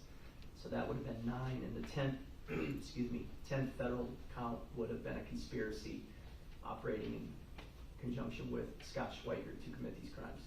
And he, well, again, he was indicted and then tried in federal court in October into November 2005. And was he convicted of those crimes? He was. Turning back to your investigation, did you eventually turn those instant message chats between Steven Lorenzo and Scott Schweiger over to the Tampa Police Department? I did. After the federal case, all evidentiary items were turned over from DEA over to TPD, Tampa Police Department. And with that, those IM chats, were they evidence introduced in the federal trial of United States v. Steven Lorenzo? They were. Can I raise a moment? You may. State will ask the witness. All right, Mr. Lorenzo, do you have any questions of this witness at this time? Yes, I do, actually. All right, I'll allow you to do it from there, with your microphone. You can Okay. remain seated. Okay. Mr. Albrecht, how are you? Well, thank you. Good, good. You said that you found 800 chats in my office. Yes, about 800. Yes, in your office, and if my memory serves me correctly, there may have been a 1, 2 that were in your bedroom or maybe somewhere else in the house. Okay. And that accumulated to about 11,000 pages of documents. I don't know if you even realized that. But yes, It that's doesn't what, surprise me. yes, no. that's what came. It was the pile like this high, Yes. if you remember. Yes. And in those chats, what was the basic concept of those chats? What did you do? What was the defendant doing with those chats? Was he fantasy role playing with people when they were coming to him because they wanted to have bondage done to them or be submitted, and they would banter back and forth and talk about, and he would give these people their fantasy, and he would, if they say, oh, I want to do this, and then the defendant would go, okay, well, I'll do this to you, and I'll do this to you, and I'll do this to you. Was that the basic concept of what you found in those chats? I wouldn't say basic. I think in review, there was what could be referred to as fantasy until it wasn't fantasy anymore. Right, it could go to that point. Right, I agree with you. But it was the idea that these guys were coming to Mr. Lorenzo was for the point of role-playing back and forth. That's kind of what they was doing. We talk about, they'd say what they were interested in having done to them, submissive, and they were basically all submissives. And if they would, right, and then the defendant would start feeding them and giving them the information so that they would come back again to role-play with them again. Well, two things, and Go ahead. we can go back and forth. There were more than just submissives. There were definitely dominants involved in some of the chats with yourself. And I hesitate to use, again, the word role play because things came to fruition, especially in 2003. So when you go through the chats, and really, they were all very important. The most specific chats, the ones that you had separated between yourself and Master Scott Schweiger, describe role, maybe fantasy at the beginning, discussion, planning, discussion regarding a dry run, and then the ultimate demise of Michael and Jason. So there was the role play, and the fantasy, again, was no longer fantasy. Right, I'm talking about the chats themselves, though. The people that were from all around the country, all around the world, it was a fantasy role play going back and forth, bantering back and forth. That was basically the concept. And I can agree with you to the point, some of those, yes, because we ran down hundreds of leads with a number of individuals. Some individuals confirmed that this was nothing more than banter. Right. But many other individuals were identified and then charged in federal court because it was conversations which then turned into reality. They were? I didn't know that. You know, so, and then, and most importantly, again, Michael Wachholtz and Jason Galehouse. Right. Can I show Mr. Albrecht this is a DEA document, and I'd like to show him to see if he recognizes this. Judge, would you like me? Yes. Yes.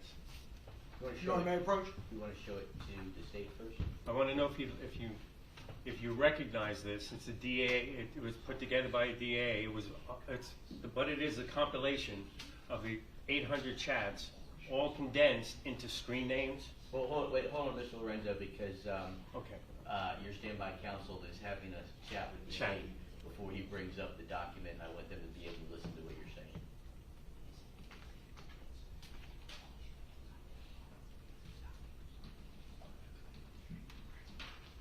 You may approach me.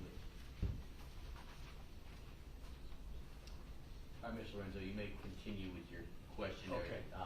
If the witness wants to take a look at it in a moment, I think he's going to ask if you recognize it as the question. It's a DA document. It's 32 pages, and it's the 800 chats condensed with screen names on one side, and then in the center there's remarks of saying what these people fantasy wanted to be done with them, to themselves. Yes. Yes. I recognize the document. Right. Okay. And what I'd like to, I just want to make sure that you recognize that that's what I was talking about, Your Honor, regarding the chats. What I'd like to do is make this, not yet anyway, but I'd like to make it as exhibit 1 for the defense. We'll consider it defense 1. Defense 1. But thank you. I just want to make sure that you recognize that. So but that is from the DEA. Those are the chats themselves, Well, condensed. can I put it in some context? Yeah, sure. I Okay. appreciate It would be considered a DEA document. It is not a report. You know, I don't believe it actually even was used in federal court and trial.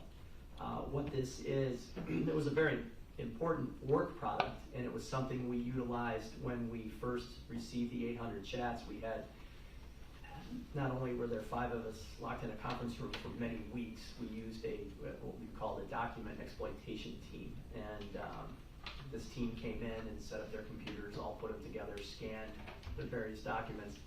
And this was the spreadsheet that we utilized to really identify chats, which maybe were, as you say, fantasy and didn't have evidentiary value or worth following up.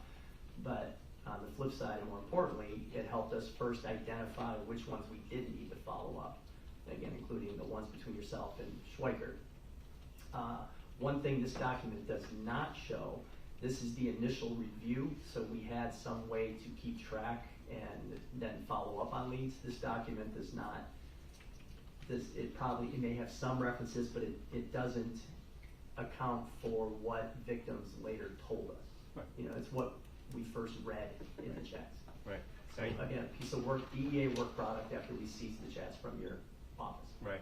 But there were about 800 of them. So this was something that the defendant was doing on a regular basis, on the computer with other people. The instant message chats? Yes, right. Okay, thank you. I appreciate it. Yeah, that would be exhibit 1. I appreciate it. I'll let him hang on to it just in case. Is that all the questions you have, Ms. Witness? Right. That needs to be redacted because there's some private personal names on there. No, and we talked about that before. We will ultimately do that before it's released. But let me just see if the state has any redirect and if they need him to maintain the document, if they have any questions related to the document.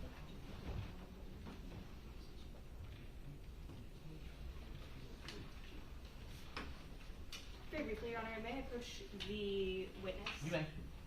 National Defense Counsel, this is what's been previously marked for identification Well, purposes. show it to, it's not technically defense I counsel. apologize, the defendant. It's the defendant. Oh, I know what that. Okay.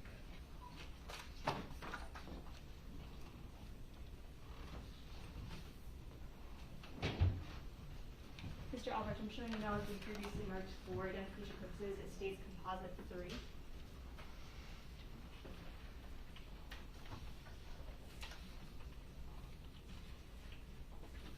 Do you recognize what I'm showing you? I do. I'm just checking dates. And screen names. I do. It's a series of chats between the defendant using Dom Dude for sub as his screen name and Master Scott, ranging from October, 2003 to May 2004. Yes. And do these appear to be a fair and accurate copy of the chats you observed that you recovered from the defendant's home at 213 West Manhattan? Yes, they're a black and white photocopy. The originals are actually in color, red and blue, where you can follow back and forth, but yes, they do. Judge, at this time, state would offer into evidence what's been pre-marked as stage 3 as stage 3. Any objection, Mr. Lorenzo, to stage 3? No, not at all. Stage 3 will be admitted. Thank you, Your Honor. No additional questions, Judge. All right, may this witness be released by the state? Yes, Your Honor, thank you. And released by the defense? Yes. Yeah. Thank you. Yeah, no, hold on. Mr. Albrecht, you may step down. Thank you very much. Thank you, Judge. We will, Mr. Gonzalez, if you want to retrieve defense 1, it hasn't been admitted at this time. If you want to hang on to it at your table, or if you want to give it to the clerk, it's up to you. Keeping in mind that ultimately there may be something in it, the redactions that need to be made, but we'll address that when and if it's moved into evidence. Yes, Judge, and at that time, if the court would ultimately make me a copy of it, I would be glad to do the redactions that are necessary. All right, and we'll address that with the state. I think the state was agreeable when that came up regarding those redactions for privacy purposes. Right. Just hang on to it at this point. It hasn't been moved into evidence. It's simply been acknowledged by Mr. Albrecht. Your Honor, I wouldn't imagine the court would consider a 10-minute break. Yeah, I was thinking about it. I was trying to determine whether we'll start the next witness or take a 10-minute break, but it's 10:30, so let's take a 10-minute break. All right, we'll see you back in 10 minutes. Thank you.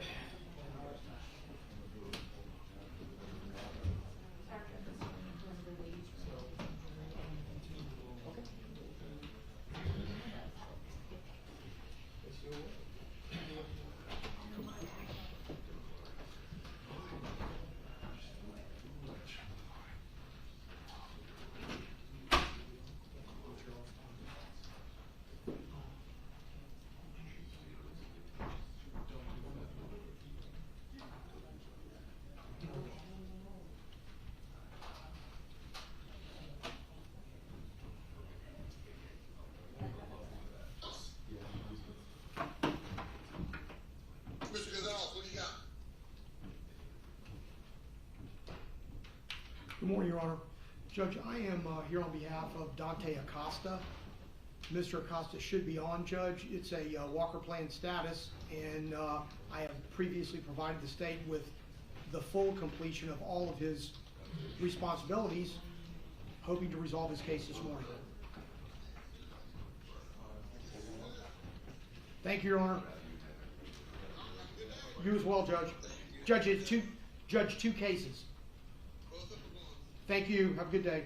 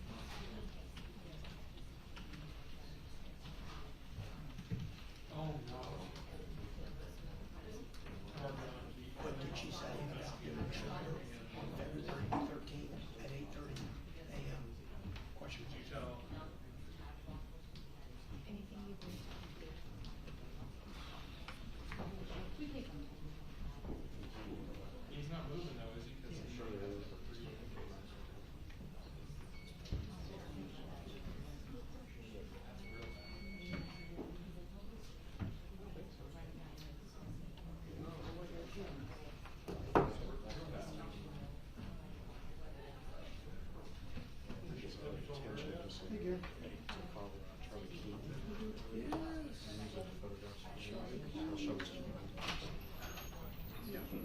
the guy this week, I showed him to him. Okay.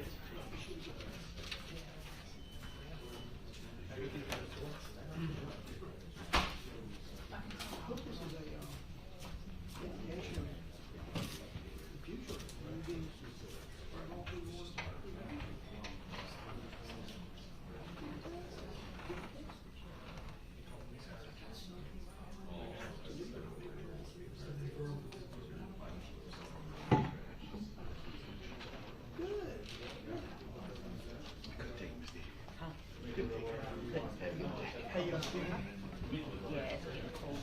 It dropped fast, didn't The it? state in the next witness is going to be attempting to admit the 3 G photographs. Do you remember them? Yes. So the judge will ask if you have any objection.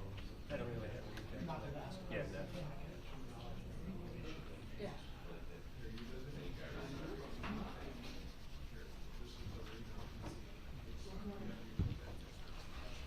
Madam Clerk? Yes. Actual faces and some photos were admitted, and the defendant entered his guilty plea. Yeah, well, Just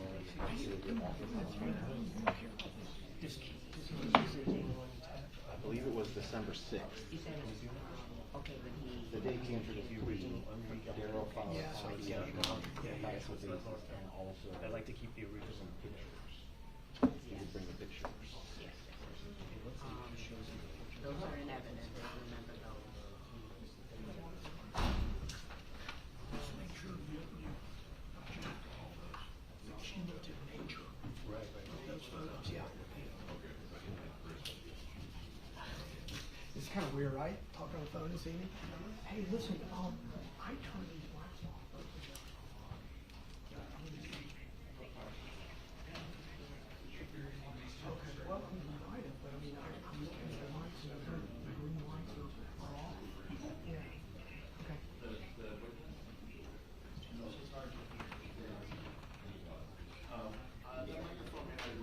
I thought there was one outstanding voucher, like a pretty large one, like a 8 or 9.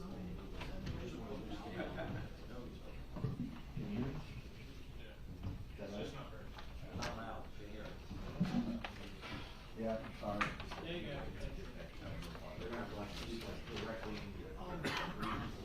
there one? Is there a bill that we submitted from after the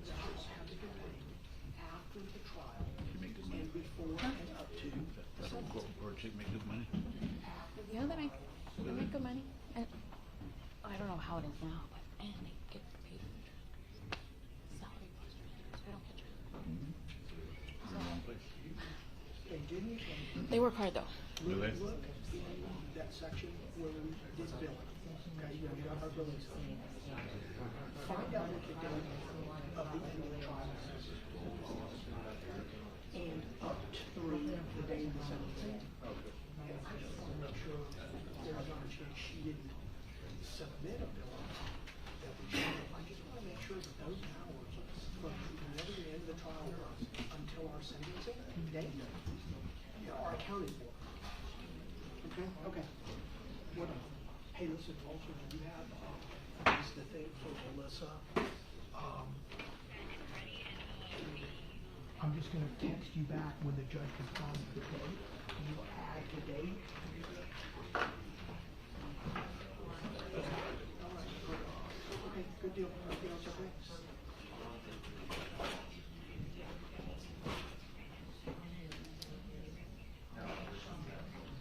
Yeah, okay, all right, bye. Yeah, and I want you to look at that and see, I don't know if you Did you can notice somebody look put at that those thing I pretzels did. up over there? Pretzels I did. Oh, Yeah. I didn't know if you meant. Yeah, yeah. Uh-huh. It's in like a chronological order. My notes to them, followed by the attachments and the things that I like. Trying to clean my workspace. We like to think about changing once and for all and see what you You know, think. that's probably Nicole's case. She can come get it. What's that? That computer case that's on there. Is that whose it is? It's been there forever. It's been there forever. I thought it was one of these guys. No, that's her.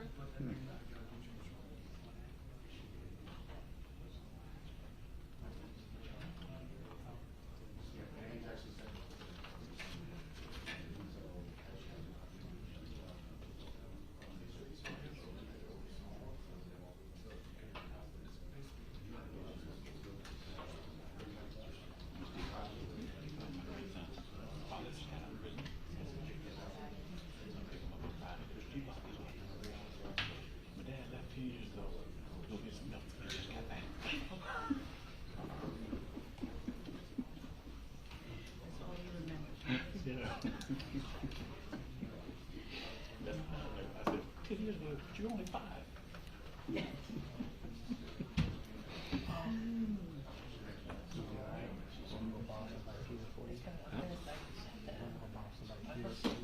trying to tell you, Miss D, you bring the heater? I do have Fire it up. And see, she's getting cold too. She's getting cold too. I'm okay right now. He's a northerner. He don't know no better than me. Well, you're a northerner too. Yeah. How long you been here? How long you been there? Almost 30. A couple more years of left than I. Cleveland.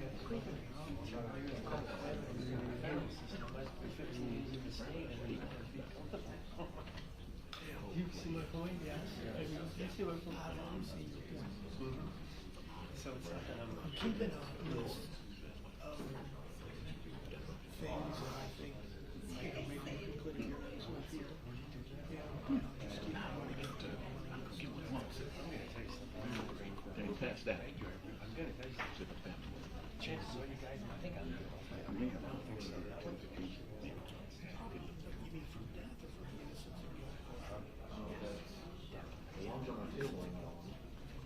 Mr. Diaz. Yes, ma'am. Thanks.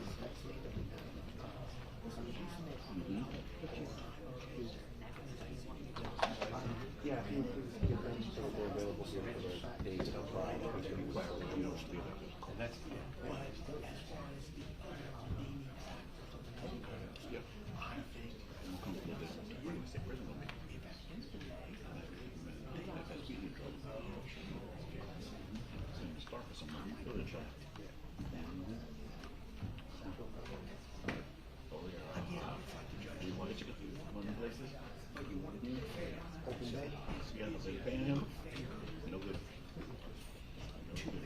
So if you want the same thing, you probably do that's it.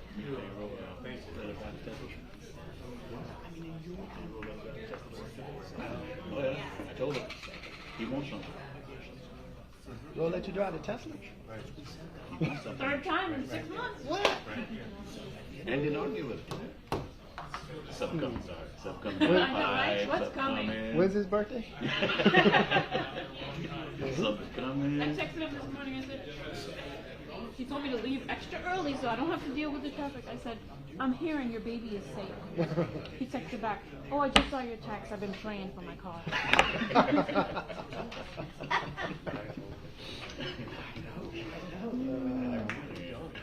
yeah, so that's why I'm They agree with her that they need to get rid of some stuff.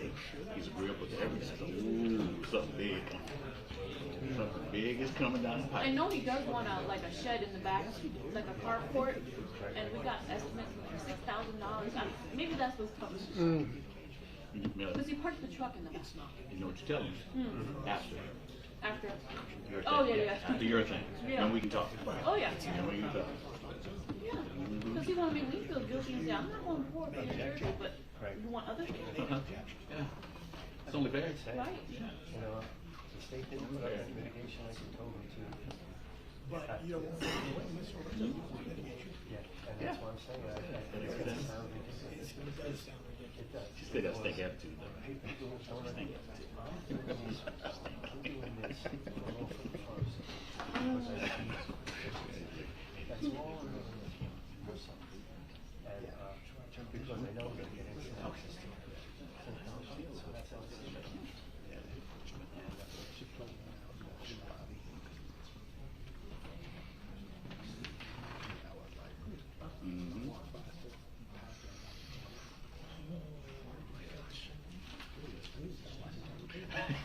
Open the wrong town. That was 13.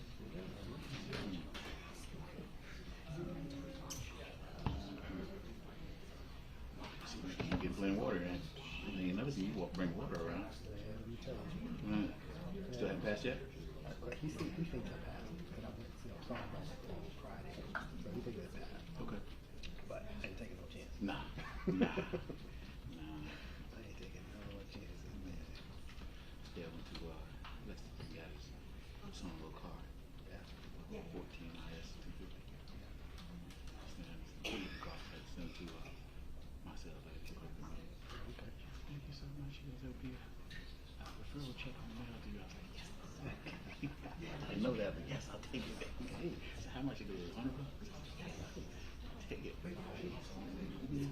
We should have picked it up yesterday, I think. He flew out of the race, you know, with his son's insurance. And he had to add $700 to it. We read at 10 grand, the car was 18. Yeah.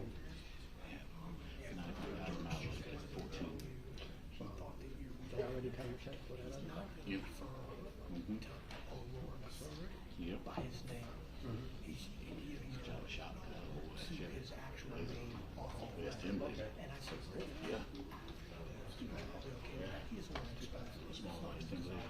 His dad's father passed away, so he gave it to him. That's what he was more hurt about. They stripped the engines and the transmission out of those. Especially 4.3 liters. Mr. Lorenzo's desire. 4.3 liters, they come with a strong motor. But the shell on that, you're right. Yeah. Keep getting close to the ground and street. You can drop a tuck it, then you're really easy to work right up here. You do. Don't have to cut nothing. And they should be bringing that. You've clearly made that objection. Yeah. Oh, so I don't need to make. You're right. No? I'm sorry. You objected They got a mold, you put on any stuff. testimony Sounds like a fighter plane will roll up. Just like a fighter plane, like a jet coming around. Yep, oh, you'd be so no motors. He said a humming like, yeah. Buttons, Yeah. program, Yeah. like on the chapter. Tesla, yeah. You can download the different sounds. But it shuts the engine. Because it goes into complete electric. You put in complete electric where only the front motor runs. That motor runs, it sounds like a jet plane. It's not quite like that. You know what? He still didn't put a price on the thing yet. He tells you what. When I put a price on you, what does that tell you? That's exactly what it does. We can look. My brother took me pictures of that day. I said, it's one of the classes I've been interested in. It's a 96. So actually, they made that about last lesson. 34,000 miles on the original car. Asking 25 even for it. In Orlando. You know what I saw? We talked about it a while ago, but I saw one recently. It was like a 89 or 90 Grand Prix. A small one or a big one? No, a small one. Yeah. Yeah. I remember those. Yeah. I used to make a sport version of it. SST or STX or they made a sport version of it. RST version of the suite.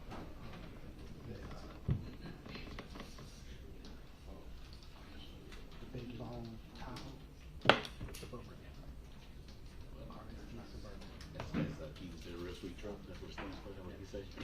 All black. Really? I saw the top of it version. I haven't seen a Suburban. Who was us coming out of that? It was all coming out of that. Had a nice little rumble to it. Like not as big as regular Suburban. Yeah, sure. Just a little bigger than Tahoe. Like a full size Tahoe. Yeah. Huh. I bet it cost all kinds of that regular Tahoe. It's not cheap. No, I wasn't. It was not cheap. It's that damn long. It's not the Tahoe. It's the mid-size. That should be Jack's wife's got one. Traverse. Traverse and Banks. They're not cheap. No. They're not cheap. And then you get like a high country. They make them in a high country. I thought Ford was the high country. What's yours? If that's what Jack had, high country. Is it? Brown sugar was a high country. Yeah, Silverado. Yeah. They make it in a high country. Yeah. Beautiful. Call Eric Hudson back at 244-7930. And Getting ridiculous. It is. refer It him is. to Keith Warshaw. Had a general on TV. His driver's license. He said, write it down, put it in your book, do with it. 2024, we will be a world champion. He said, I'll see how we can get around. 1045. We don't. They don't either. Nobody wants that. Because that don't put everybody in. Got to choose a side. Economically, it destroys them. And us. But they make way more money out of us because we hold them up.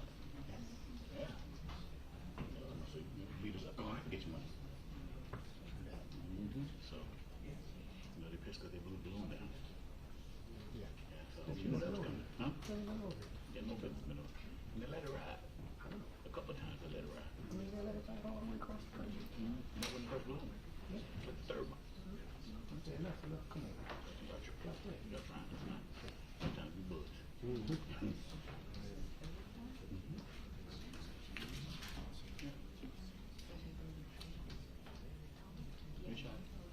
Yeah, they've been picking it up.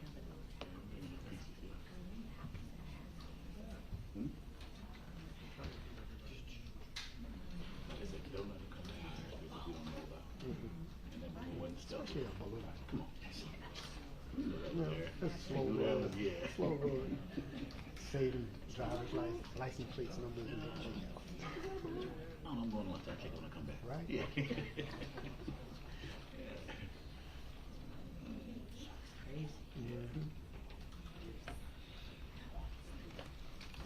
Remain seated, come to order. Court's now back in session. Thank you.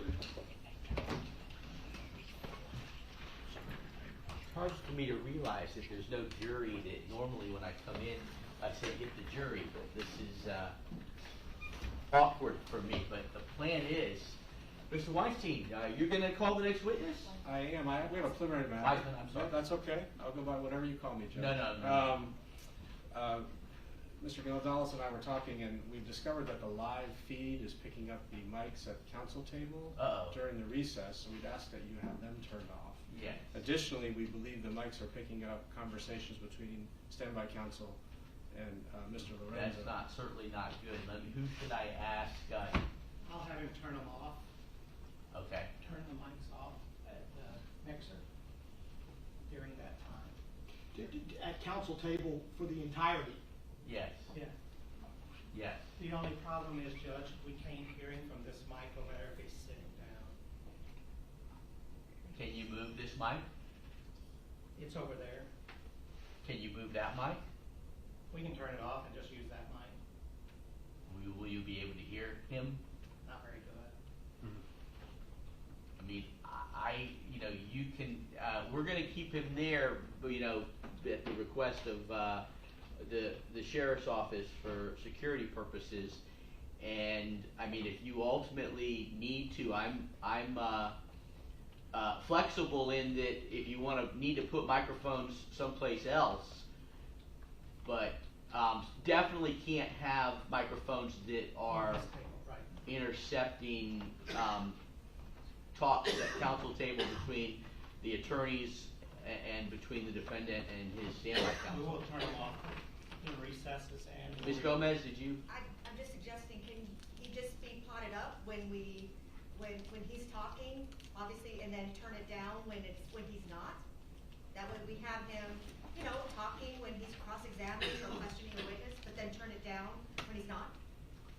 Judge, we don't have any objection to that. We just don't Okay. want it to capture any attorney-client Right, privilege absolutely, conversation. absolutely, yes, Yeah? yes. As long as we're not capturing any conversations between either the attorneys at the state's table or Mr. Lorenzo and his standby counsel. Okay, thank you. As long as that could be accomplished, I trust the media You pull that when he's not talking. in that respect. You put it in when he's asking. Thank you, Judge. Okay, yeah. All right. Thank you, Your Honor. You're very welcome. State calls Charles Keene. Charles Keene. The plan is it's 10 till 12, 10 to 11. We'll go till, after 12, 12:15, 12:30, and then we'll take an hour lunch break. Is it Detective Keene or is he of rank? I suspect he may be. What's your rank? Lieutenant, sir. Lieutenant Keene, not surprised. If you'll raise your right hand, please, I just need to swear you in there. Do you swear any testimony you give will be the truth, the whole truth, and nothing but the truth, so help you God? Yes, sir, I do. All right, Lieutenant, if you'll follow the sergeant to the ramp, please watch your step. Go ahead, have a seat, make yourself comfortable. That microphone in front of you is fully adjusted.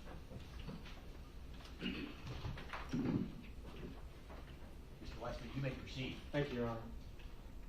Good morning, sir. Could you please tell us your full name and spell your last name? Yes, Charles Dagan Keene, K-E-E-N-E. And where are you employed, sir? Hillsborough County Sheriff's Office. And what do you do there? I'm a lieutenant in the criminal investigations division. How long have you been with the Hillsborough County Sheriff's Office? For a little over 30 years. And have you had, what are your current job responsibilities? As being lieutenant in the CID section, I have the,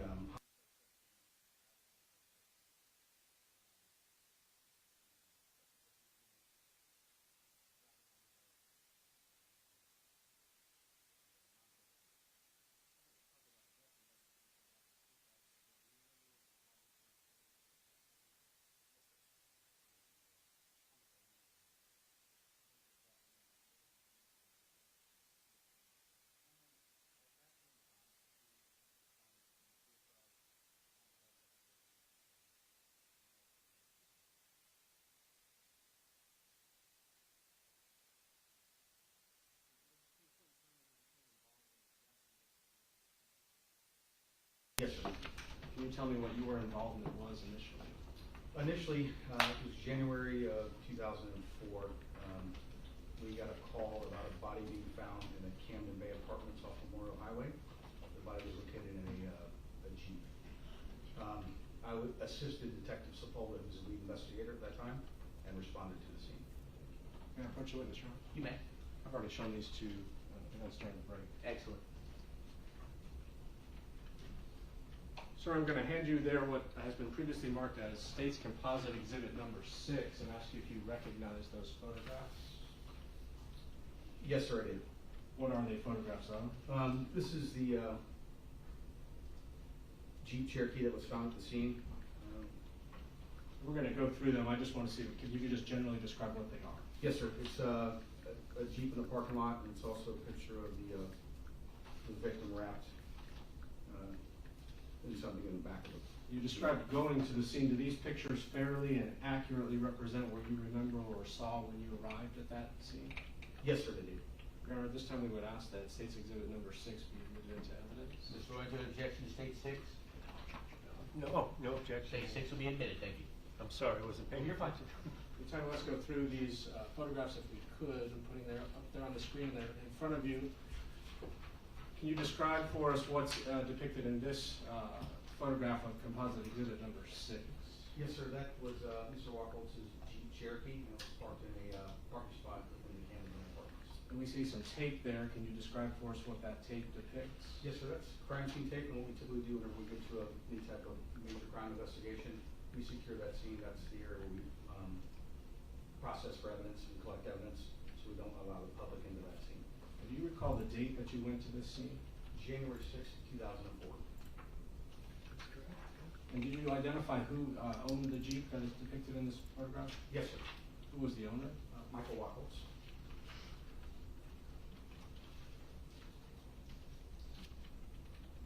This second part of composite exhibit number 6 there, can you tell us, can you tell the judge what is depicted in that photograph? Yes, sir. At that point in time, that was a white male decedent wrapped in a sheet that started the stages of decomposition. Do you recall approximately when Mr. Wachholtz went missing? I believe it was December 21st of 2003. And again, when was this scene discovered? January 6th, 2004. Do you recall the complex where the Jeep was found? Yes. What was the name of the complex? Camden Bay Apartments. And did Mr. Wachholtz have any connection to that apartment complex? None that we determined, sir.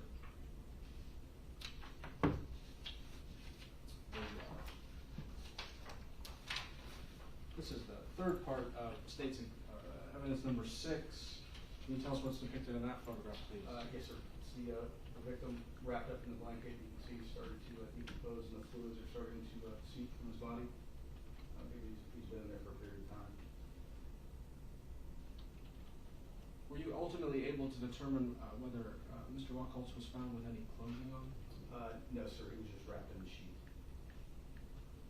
And the state of decomposition, did it affect the area surrounding the Jeep? Yes. Can you describe or tell the court what the impact was on the area around the Jeep as you found it on January 6th? As you can see, the fluids are at the bottom, starting to leak out. There's fluid. If you look, they run down the bottom of the Jeep onto the pavement below the Jeep. And based on your training and experience, is that indicative of a body that had been placed there for some period of time? Yes, sir. Any idea how long that body had been there? No, sir. Lieutenant, that's all I have. Thank you. Any questions?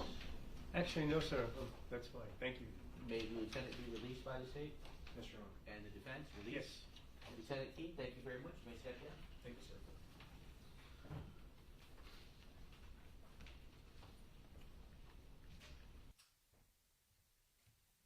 I'll ask the state to please call your next witness. Your Honor, the state will call Albert Perkins for the witness. Albert Perkins. I would object to that. Okay, let's discuss that before we get Mr. Perkins. What is the objection to Mr. Perkins? Let me, first of all, who is Mr. Perkins? Mr. Dirks. Your Honor, Albert Perkins.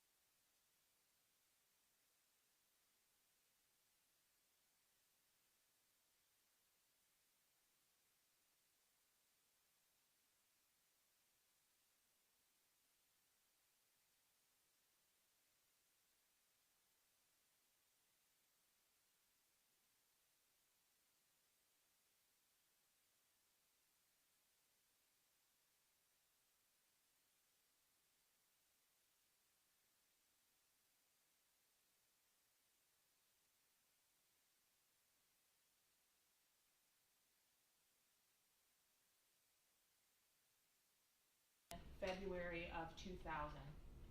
Yes, Were you living here full-time in February? I was, Can you tell me about how you ended up in Tampa as of February 2000? I lived seasonally for many years, so I was going back and forth to the Boston area, and then I grew up here. And what changed in February of 2000? I was here on a work family vacation, and on that particular time I was assaulted by Mr. Lorenzo. During that visit, did you have contact with Mr. Lorenzo at some point in the month of February? I did. Do you recall the exact date? The exact day I know, but I know it was the third week in February. And how is it that you came into contact with Mr. Lorenzo? The day that I arrived, I was here early, so I figured I would go try to meet up with some friends that I had known over the course of the years. At that time, did you know the defendant's actual name? I did not. Did you know him at all? Just by appearance, his face. Had you come into contact with him prior to the third week in February? No. Had you seen him out socially prior to then? Yes. And is that how you recognized him? Yes. Can you tell me what happened and how you came into contact with him that night? I was sitting at a establishment, and he had come up to me and small talk. I moved on to the somewhere down the road, and at each place that I went, he approached with a small talk. And in that time, I told him I was looking for my friends, and he said he knew them, and that was the extent of it. Did you believe him when he said he knew your friends? Yes. Is that based on your prior interactions with him socially? Yes. Okay. Maybe not having met him or talked to him, but having seen him speak and talk to the same people that you sometimes hung Yes, out with. it was a small group, so he always just seemed to be off into the Do you remember some of the things that you were talking about when you made small talk with the defendant? The last of the conversation I remember, he said he was in contact with somebody that I was looking for. They were having a get together at their house, and he would show me how to get there. So I followed him. Did you drive your own vehicle? I did. And you followed behind the defendant driving his vehicle?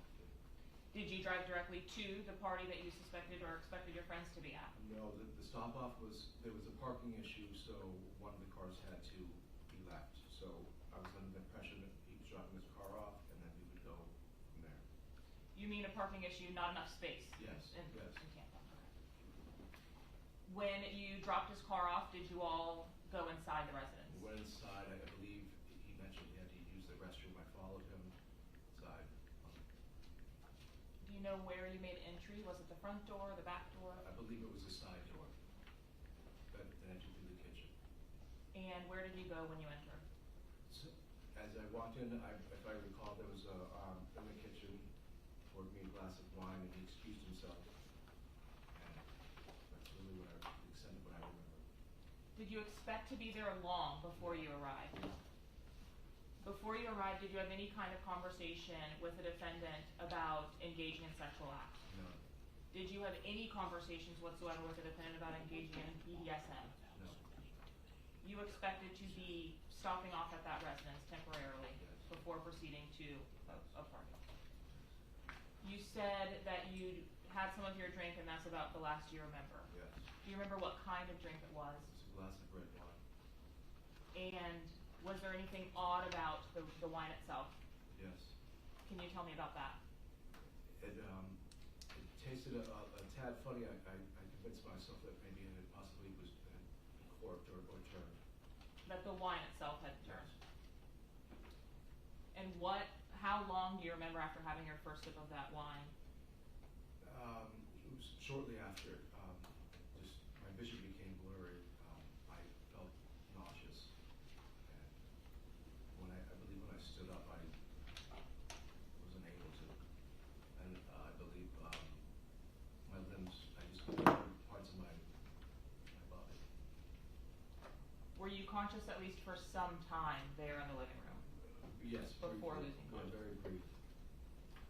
And at some point, do you wake up? When I awoke, at that time I didn't know where I was, but I had duct tape over my eyes and mouth. And were you in a seated position? I was face down.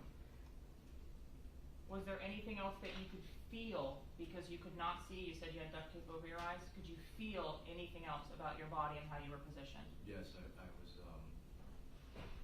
my arms and my legs were bound, and also twined. Was that rope or twine around your neck connected to anything else? My genitals. And tell me about the restraints on your arms and legs. Were those connected to each other? The bed? What were they connected to? Honestly, I believe that my legs and my arms were tied together, and also part of it was tied to a part of the bed. Were you able to move? Very little, but not, no, almost no. What is the first thing that you recall when you actually regained consciousness, but the duct tape is still over your eyes? I was panicked, hysterical. And I remember seeing him sitting, he turned me over, and he was sitting on the side of the bed. And I would just recall his face, and he didn't look the same. There's nothing behind his eyes were dark, his face was contorted, which further panicked me. So I want to rewind just a little bit, okay? When you first regained consciousness, is there duct tape over your eyes? Yes. Is that at some point removed by the defendant? Yes. And then the back, in the beginning, on and off. I went from pleading, which aroused him, and then threatening, and it seemed like that he didn't tolerate that as much as, so we would put that back over my eyes and mouth, so I quickly learned not to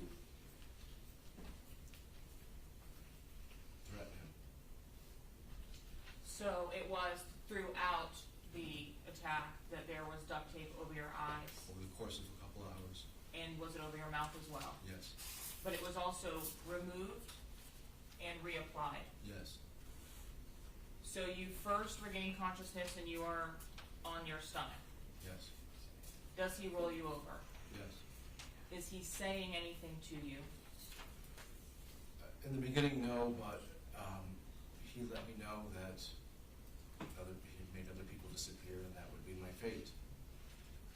He told you that you would disappear.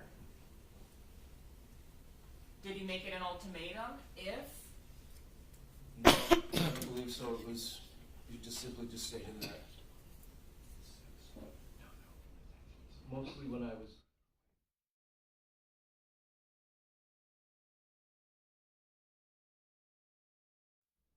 I took that as to be quiet, to not say that. What were you saying back to him? I went from pleading for him to let me go to insisting that he does, and then I went from that to just being quiet. I realized that when I was quiet, that he seemed to lose interest before.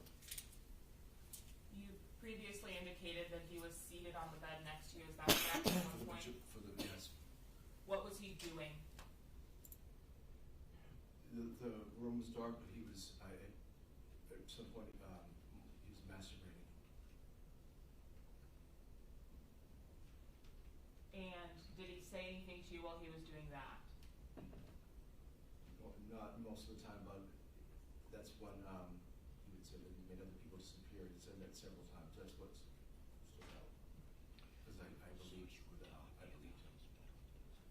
How long, if you could approximate, did this go on for? Hours. I believe from leaving his home to where I ended up was an hour. So I recall the last time I recall was at midnight. So from midnight to 5 a.m.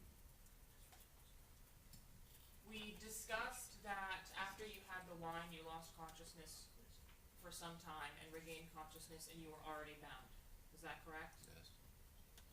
Throughout the entirety of the attack, did you remain conscious, or were there also times that you lost consciousness? I lost consciousness because he was choking me to unconsciousness. Was he saying anything then? Not that I recall. When you regained consciousness, would he still be in the room? Yes, he would. He's still seated beside me, masturbating. Do you know approximately how many times that happened? Several times. In addition to strangling you, was he doing other things to your body? Hitting me, beating me, pinching me, pulling on the whatever he tied me with. I believe it was twine. And throughout the duration of the attack, at least in the beginning, you were pleading with him? Is that what you said? Yes. Started with hysteria. I was hysterical. You mentioned when I first asked you about when you realized you were tied up and on the bed, you mentioned that the duct tape had come off and you saw the defendant's eyes. Yes. Tell me about that. There wasn't anything behind them. That's when I gathered that I was in real trouble because he didn't look like the same person. There was just nothing there. Black, emotionless. Was that for the duration of the assault? Yes. Are you aware at any time as to whether you were penetrated during the assault by the defendant? I don't believe so. Ultimately, the attack does come to an end. Yes. Can you tell me about how that happened? I'd asked or mentioned that I had used the restroom, so partially untied, followed me in there. When he escorted me back to the bed, I like I said, I was quiet, so I believe he dozed off or lied down. So he didn't completely tie me all the way. I had one hand free, which I managed to get myself out of the rest and slowly found my clothes, got dressed, and walked out. Were you Fully- I apologize. Fully thinking that I wasn't leaving there. It was like time had stood still, and I thought he would either shoot me or stab me. Had he threatened to harm you in those ways before you? Other than telling me that he would make me disappear.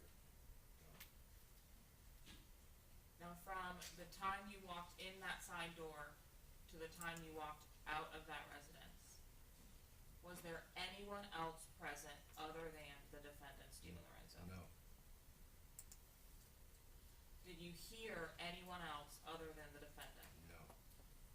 And you did not see anyone else? I did not. Ultimately, you were able to exit the residence? Yes. And what did you do when you exited?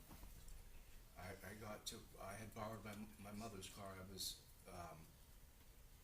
surprised the keys were in it, and I drove off. Drove home. Did you report it to the police? Ultimately? I did. And is that the last time you ever made contact with the defendant? No. A couple of years later, somebody had handed me. I had tried to warn as many people as I could after I had called the police, and somebody had handed me a screen name. And for whatever reason, I logged it. Maybe another year went by. It was on the computer, and it popped up. And Can I stop you there? When you say you logged it, what does that mean?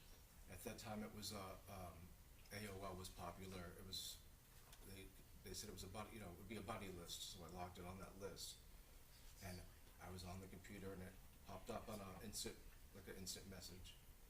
You mean the system would show you who was online and when? Yes.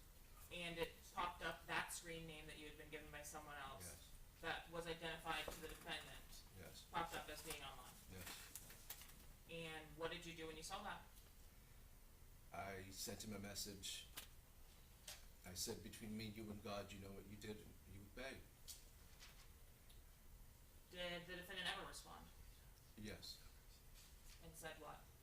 I believe he said I was bitter. Is that the last time you ever had any kind of interaction or contact prior to the defendant's arrest? Yes, that was the last. Yes, the last. Your Honor, may I have 1 moment? Absolutely.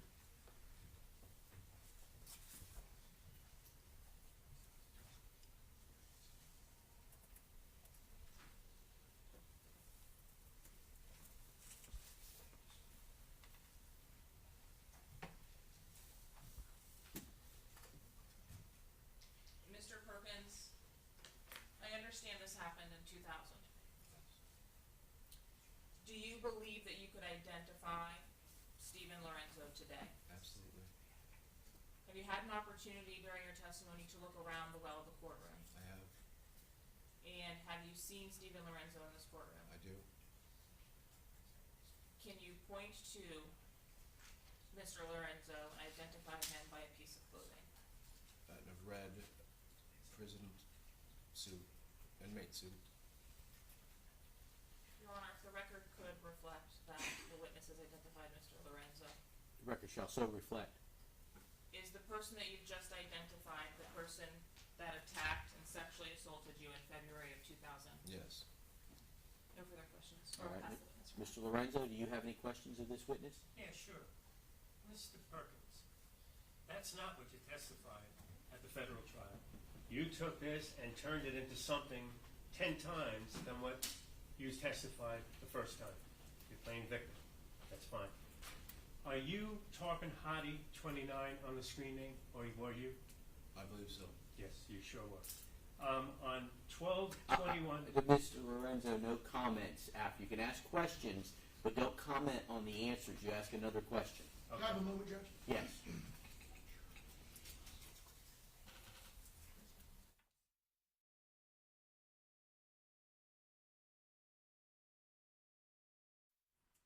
You're talking Hottie 29. I've answered that already. Yes. In that chat that we had together, did you mention that you were going to visit some of your friends? No. were the friends that you were going to meet? Josie and Dwayne. Do you know who Josie and Dwayne were in the gay community? As far as What did they do? Was Josie and Dwayne the main drug dealers for Tampa? Objection, Your Honor, relevance. I'll overrule as to relevance. I'll allow it. The witness answered he doesn't know. Is that correct? yes, All right. Were you going to an after-hours party with Josie and Dwayne to have a drug party and sex party with the defendant? no, Did you go to the defendant's house to have sex with the defendant after we did some drugs at the bar? no. I have no more further questions. Thank you. Any redirect? No, Your Honor. May this witness be released by the state Yes, Your Honor. and released by the defense? Mr. Lorenzo, may he be released? Yes, sir. All right, thank you, sir. You may step down. You may be released as a witness at this time. Thank you. You're welcome.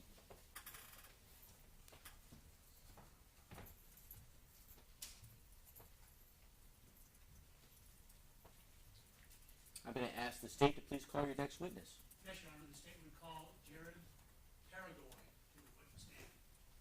And it's standing. Same, this is a former alleged victim, and same objection, same ruling. I'll allow the witness over the defense objection. You're absolutely correct, Your Honor. That's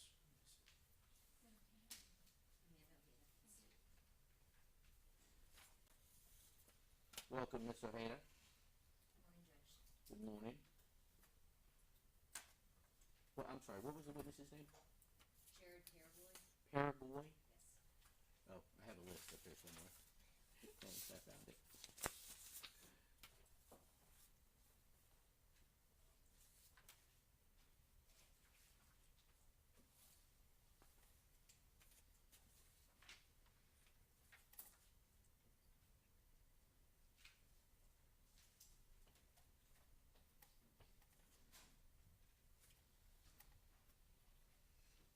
Mr. Paragoy? Welcome. If you'll come forward to be sworn as a witness, once you come through the gate, if you'll face me and raise your right hand, please. That's perfect. Do you swear or affirm any testimony you give in this proceeding will be the truth, the whole truth, and nothing but the truth, so help you God? Yes, sir. All right, if you'll come around this way, the bailiff will show you to the ramp that leads up to the witness chair. Please watch your step. When you get to that chair at the end of the ramp, go ahead, have a seat, make yourself comfortable. The microphone in front of you is fully adjustable. You let me know when you're ready, and then I will allow Ms. Ojeda to proceed. As ready as I'll ever be. All right, Ms. Ojeda, you may proceed. Good morning, sir. Can you please tell us your full name and spell your last name for the record? It's Jared Paragoy. It's Jaredperegoy. Mr. Paragoy, we're here to discuss some events that occurred back in July of 2003. At that time, were you living in the Tampa Bay area? Yes, I was living in Pinellas Park. Okay. And sometime in July of 2003, did you travel to Tampa to go to a bar called 2606 here in Tampa, Florida? Yes. And from your recollection, was that in Hillsborough County? Yes. Okay. Do you remember the exact date in July of 2003 that you went there? Not the exact date. It was in the first 2 weeks Of July. Yeah. Okay. And do you recall the reason that you went there? I just decided to go back to college. So were you there to celebrate? Yeah, I was excited and I was, out to celebrate. All right. Did you go to that bar with anyone else? No, I was by myself. So that evening you traveled alone from Pinellas County to Hillsborough to go to 2606? Yes. All right. Do you recall approximately what time you arrived there that day? It was around midnight. All right. And while you were at 2606, did you come into contact with someone that you now know as Steven Lorenzo, the defendant in this case? Yes. All right. And do you see him here in the courtroom today? Yes. Can you point him out and identify something that he's wearing? He's wearing the red right there at the defense. Your Honor, may the record reflect the witness who identified the defendant? The record shall so reflect. Sir, can you tell the court how you went about coming into contact with this defendant at 2606 that evening? I was there having a couple drinks and we just started talking. Okay. And had you ever met the defendant prior to this date? No. All right. two of you just kind of engage in casual conversation that people often do at bars and nightclubs? Yes. Alright. Do you recall anything that you all discussed? We talked about houses and cars and just general conversation. Alright, and at some point that evening, did you and the defendant decide to leave and relocate somewhere else? Yes. Alright, tell us approximately what time you all decided to leave. It was at around last call. And that would have been what time? 2:30, 2:45. Alright, and at this point in the evening, do you recall how many drinks you had consumed? About 2 to 3. Alright, and do you recall what you were drinking? Bud Light. Alright. So what was the plan after leaving the bar that evening? We were planning to go up to his place and just continue talking. Did the defendant invite you over to his home? Yes. Okay. Prior to leaving the bar that evening, was there any discussion between you and the defendant about engaging in any type of sexual activity or sexual intercourse? No, not at all. So that was not the plan upon leaving Nope. the bar? How did you get from 2606 to the defendant's house? I drove. Did the defendant also have a vehicle? Yes. Alright, did you follow him or did he give you I directions? followed him. Okay. How long approximately did it take to get from 2606 to the home? 5-10 minutes. Okay. Tell us what happens when you guys get inside the house. What did you guys do? We sat in the living room and we were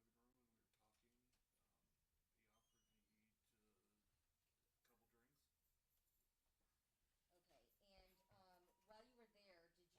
Okay, and while you were there, did you see anyone else inside the home other than yourself and Mr. Lorenzo? Okay, you stated that the defendant offered you a drink. Do you recall what he offered you? It was wine. Alright, and did you accept the wine? Yes. Alright. Now, when the defendant went to get that drink for you, did he pour it into a glass in your presence? No. Okay. Where were you when the defendant was making the drink? I was in the living room. And where do you recall that the defendant went to pour the drink? Kitchen.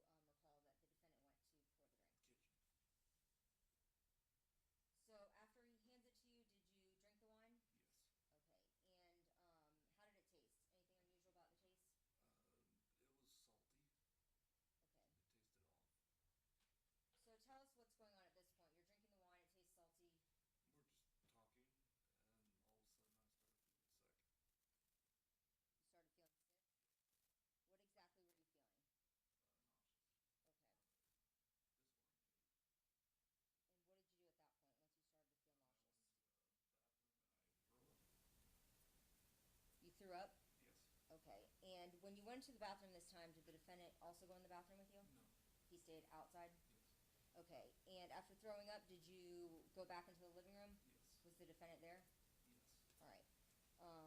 What happens at that point? He made a comment that I looked like I was feeling ill and, suggested that I go lay down on the bed. All right. Now, I'm going to back up for just a second. When you started to feel ill, do you recall how many glasses of wine you had at that point that were given to you by the defendant? It was 3, I do believe. 3. So Yes. how long, how much time had passed between you consuming the first glass until you started to feel sick? I'd say probably about 10-15 minutes. All right. Now, you stated that you went back into the living room after you had thrown up in the bathroom and the defendant made a comment that you didn't look too well. Did you start to feel better, or did your condition worsen at that point? I was still feeling pretty bad. All right. Same symptoms, Yes. disoriented, nauseous? Yes. Okay. So what happens at this point? I went and laid down on the bed, was asking for some water. Okay. And this bed that you laid down on, where was that bed located within the home? It was off the living room near the bathroom. I do believe it was the master bedroom. Okay. So you believe that was the defendant's bedroom? Yes. All right. So you lay down in the bed. What happened at that point? He came in with what looked like a Gatorade bottle and was giving me capfuls, and it was extremely salty. And I continued to try to spit it out and kept asking for water.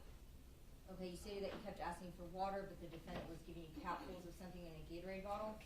At any point, did he bring you the water that you had asked for? No. I'm sorry? No. No.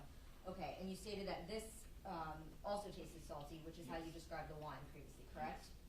Okay, so what happens at this point after you've been fed capfuls of a liquid in a Gatorade bar? Got sick again, got even sicker, and got up to go to the bathroom and throw up again. All right, were you able to walk to the bathroom with any difficulties or? I was stumbling, wasn't, completely stable. All right, and now this bathroom that you went to, is this within the master bedroom, or did you have to actually walk out of the master into like a hallway area? I had to walk outside the master bedroom. Okay, and when you went to that bathroom, did the defendant follow you this time? Yes. All right, tell us what happens once you and the defendant are inside this bathroom. As I was vomiting, I heard what sounded like a zip tie clothing and felt pressure on my neck. Okay, and tell us exactly where you are in the bathroom. Are you like kneeling and vomiting into the toilet? On my knees vomiting. All right, and you feel something around my neck. All right, what did you do at this point when you felt what you described as a zip tie being placed around your neck? I reached up to, see if I could grab it and release it, and started trying to fight back. Okay, were you able to get any fingers down into that zip tie, or was it too tight? It was too tight. Okay, and you stated that you at this point are trying to fight. What did you do exactly? I literally reached back and grabbed for his testicles and tried to squeeze them as hard as I could. All right, what happens at that point? I passed out. Okay, so would it be fair to state that you were not really able to do much fighting at this point? No. Okay. So you passed out. Do you have any idea what time it was when you passed out? Approximately? Okay. After passing out, do you eventually regain consciousness? Yes. All right, now where are you when you wake up? On the floor next to the bed in the bedroom. Okay, back in the master bedroom we Yes. previously discussed. Any idea how much time passed between passing out and waking up? No. Now, when you wake up, are you laying face down, on your back, side? I'm on my back. Okay, and where's the defendant? He was on his knees behind my shoulders. Were you fully clothed at this time when you woke up? No. What articles of clothing were on your body or off your body? My pants were around my ankles, and that was it. Okay. What about the defendant? Did he have his clothes on? Yes. When you wake up, does the defendant say anything to you? No, not really. Okay. Tell us what you felt upon waking up. Well, I felt like I had to go to the bathroom really bad. A lot of pressure in my rectal area. All right, and when you felt that pressure, what did you do? I wiggled and reached down and ended up removing a very large butt plug. Okay. And what did you do when you realized that you had been penetrated with this large plug? I fought to get myself up and back into the bathroom. So were you able to actually get up into the Yes. bathroom? Tell us what you observed when you got to the bathroom. I was bleeding, a lot of blood in the rectal area, and I had 2 lines going all the way around my neck that were bleeding. Okay, and did you have any other cuts, scratches, bruises that you observed? Not at that time. I did have bruising all up and down my back, across my ribs, all over my legs. And when did you notice those? When I got home. Okay, so later that same day? Yes. All right. So once you go into the bathroom, you realize, what had occurred, and you realize that you have these injuries. What did you do next? I got very angry and started yelling and cussing and screaming. Okay, and did you direct that towards the defendant? Yes. So had you already come out of the bathroom when this is going on? Yes. All right, what did you say to the defendant, if you recall? I don't remember exactly, but it was not nice. Okay, and did he say anything in response to you? He was saying something about having rough sex. Okay. What did you do at this point? I got my clothes and got in my car and left. Now, let me ask you, sir, when you woke up and you previously testified you were on the ground on your back, was that zip tie still around your neck? No. Do you have any idea how it was removed from you? No. Okay. Now, you say that you got your stuff and you left the defendant's home. Did you immediately call law enforcement to report this incident? No. Why not? I was disorientated. I was confused. I just didn't know what the hell was happening. Okay, at some point in time, did you eventually report this incident to law enforcement? Yes. And when was that? It was when he actually got arrested. Okay, so how did you come to find out the defendant was arrested? A friend of mine saw the news about it and told me about it, and I ended up looking it up on the internet. Okay, and after seeing that, you felt that it was important to report this? Yes. Okay, the entire time you were at the defendant's home back in July of 2003, was there anyone else that you saw inside that home other than yourself and the defendant? No. Okay. And, sir, at any point during your interaction with the defendant, did you consent to any type of sexual activity No. with him? Did you consent to having a zip tie placed around your neck? No. Did you consent to being penetrated with the large plug that you previously testified No. about? Can I have a moment, Judge? Absolutely. Sir, I don't have any more questions for you. Mr. Lorenzo may have some questions. Thank you. Mr. Lorenzo, do you have any questions of this witness? Yes, I sure do. Hello, Mr. Perkins. There it goes. So you said that you met the defendant at the bar and you were talking houses, and then you went back to the defendant's home willingly. You did not go back to the defendant's home to have sex? No. Then why would you go back to the defendant's home, since that's the only reason why the defendant would have anybody come back to their home? Because we were having good conversation and having good talk. Did you have financial problems back then? No. Did the defendant, I should say I, make it easier for you. Did you and I agree to pay you $100 because your money was low, so to do a bondage scene? Nope. Never. Did you accept $100 when you left? Nope. Did you come to do, did the defendant and you do drugs together, crystal meth together? Nope. I have no further questions. Any redirect from the state? We are. May this witness be released by the state? He may. And released by the defense? Yes. Thank you, sir. You may step down. You may be released as a witness at this time.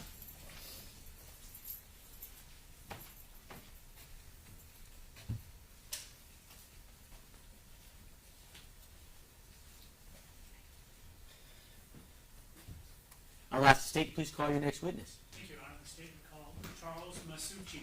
Charles Masucci. Ms. Heidman, welcome. Thank you, Judge. Good morning. Nice to see you.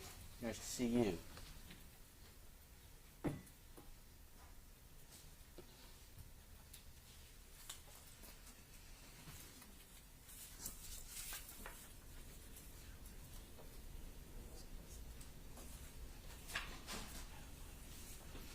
Mr. Masucci. Yes, sir. Welcome. Thank you. If you'll come forward to be sworn as a witness wherever you're comfortable. If you'll face me and raise your right hand, please. Thank you. You swear affirm any testimony you give in this proceeding will be the truth, the whole truth, and nothing but the truth, so help you God? Yes, I do. Thank you. If you'll follow the bailiff down to the ramp that leads up to the witness chair, please watch your steps. Thank you. When you get to that chair, go ahead, have a seat, make yourself comfortable. The microphone in front of you is fully adjustable. You let me know when you're ready. Ms. Hyman, you may proceed. Thank you, Your Honor. Sir, could you please state your first and last name and spell your last name for the court reporter? It's Charles Masucci, spelled M-A-S-S-U-C-C-I. You currently employed, sir? Yes. Where and how are you employed? I am with the Florida Department of Law Enforcement. My current status is a reserve agent. How long have you held that position? 2 months. And prior to that, did you have another position with the Florida Department of Law Enforcement? Yes, I was a regular special agent. Prior to joining the Florida Department of Law Enforcement, did you also have another job that was in law enforcement? Yes, I worked for approximately 27 years at the Tampa Police Department. And during your career at TPD, did that include a period of time you worked in the Narcotics Bureau, specifically 1994 through 2003? Yes. After leaving narcotics, what assignment did you have? In June of 2003, I was assigned to the Homicide Bureau. All right, I want to turn your attention now. I don't know whether I should call you Reserve Special Agent Masucci, or when you retired from the Tampa Police Department, what was your rank? Sergeant. Okay, that's the way I think of you. But I want to turn your attention now, sir, if I could, to the last months of 2003, December of 2003, and then into the early months of 2004. You're already in the Homicide Bureau then, correct? That is correct. Did you have occasion to be assigned a case that initially started out as an investigation involving two missing persons, Jason Galehouse and Michael Wachholtz? Yes, that is correct. All right, do you remember approximately when you became involved in the case? I was briefed generally in February and March of 2004. Looking at my reports, the formal investigation and the formal turnover occurred end of March, beginning of April 2004. All right, and ultimately, I already mentioned that initially these two persons were missing. In the month of January of 2004, was the body of one of these individuals located? Yes, outside of the jurisdiction of the city of Tampa, Michael Wachholtz was recovered on January 6th, 2004. Okay, and were the circumstances of that, that his body was found in a car, specifically a Jeep Cherokee? That is correct. And you just told the court that this was a different agency when something's happened in the city and something's happened in the county. How is it that the parties work together, or do they work together in situations like that? Once the facts are known that there's crossover, in general, we work well together. Okay. These two individuals in particular, Mr. Galehouse and Mr. Wachholtz, was there commonality as you began to pursue your investigation in terms of these two potential victims? The short answer is yes. Most of those commonalities were actually developed by the families and outside interests, and then law enforcement obviously considered them and agreed with the commonalities. Okay. Can you tell us what those commonalities were? Both men were last known to be alive at a bar called the 2606 Club. That club at that time catered primarily to male, gay or homosexual clientele. Both individuals were white males. Both individuals were generally known as participating in the gay community, the gay lifestyle, and they're both generally the same age. And Sergeant, they also were one day apart, correct? Jason Galehouse disappeared on December 20th, 2003? That is correct. And Michael Wachholtz disappeared on December 21st, 2003? That is correct. And I think you've already told us that the body of Michael Wachholtz is discovered approximately 17 days later, January 6, 2004. That is correct. When that body was discovered, and although it's the Hillsborough County Sheriff's Department that is working the case, do you have access to all of that information? In fact, are you working with them jointly as a death investigation where the body's found outside the city of Tampa? That is correct. Detective Sepulveda initially contacted TPD because Michael had been reported to the city, so there was already communication process going on. When Mr. Wachholtz's body was discovered in the back of that Jeep, was it wrapped in anything? Yes, a bedding sheet. Okay. And that bedding sheet, did it have some type of pattern or something on it that was distinctive or unique, not just a regular run-of-the-mill white sheet or brown sheet? Yes, there was I would call it a floral pattern, some yellow, some grays, some white. Okay. So again, as your investigation is going forward, is that potentially a significant item of evidence that is going to be recorded by you and moving forward looking for things that might be found with his body or connected to his body that's found in his car? That is correct. We were aware of it and keeping an eye out for matching. All right, so let's go back to what you mentioned a minute ago, the cases are assigned to you, you begin working them in February and March. Was there another detective you were working with? Yes, John Columbia had been involved in the case. Detective Major Styling had kind of assigned him to assist the missing persons unit. So as I took over the case, John and I started working together. Okay.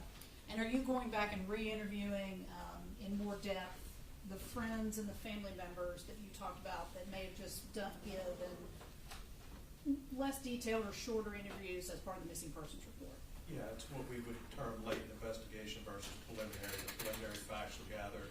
Now we're following up and being more in depth.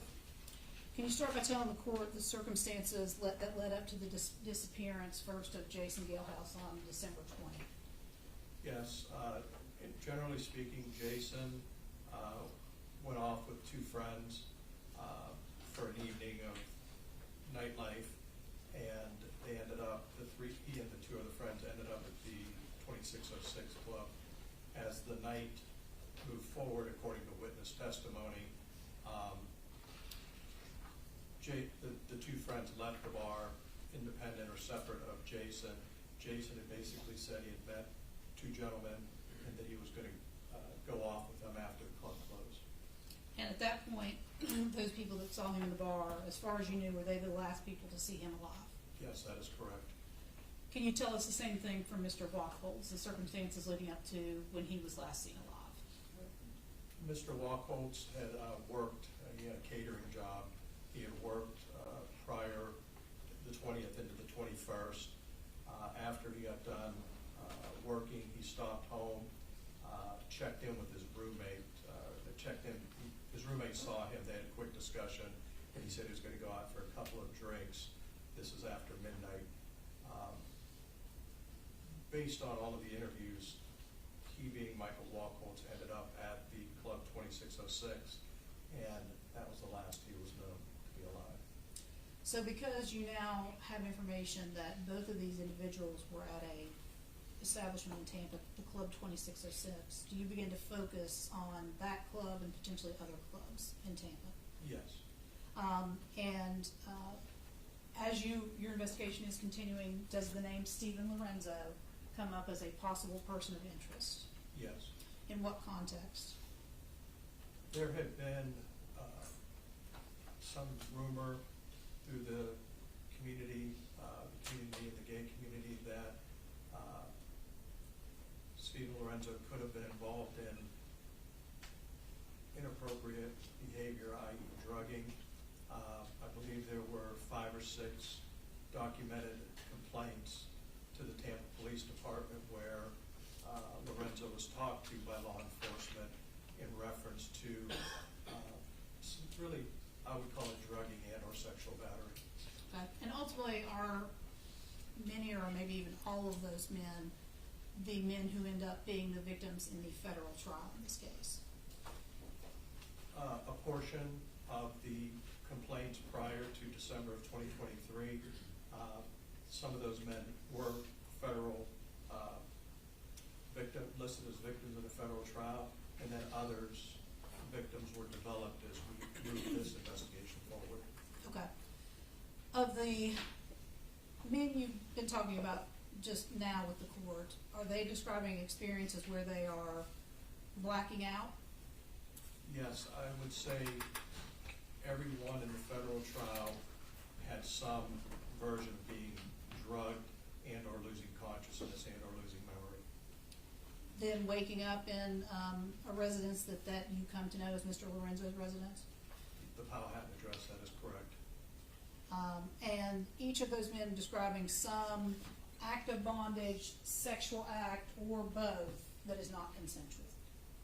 Yes, and injury. A couple of the victims had little to no memory, but they had injury to their bodies. Okay. You've already mentioned to the court one of the reasons that Mr. Lorenzo is a person of interest you're looking at because you have people who have made complaints that they've been assaulted by him. Is there something else about Mr. Lorenzo that you had knowledge of, specifically drug-related, that makes him a person of interest as well?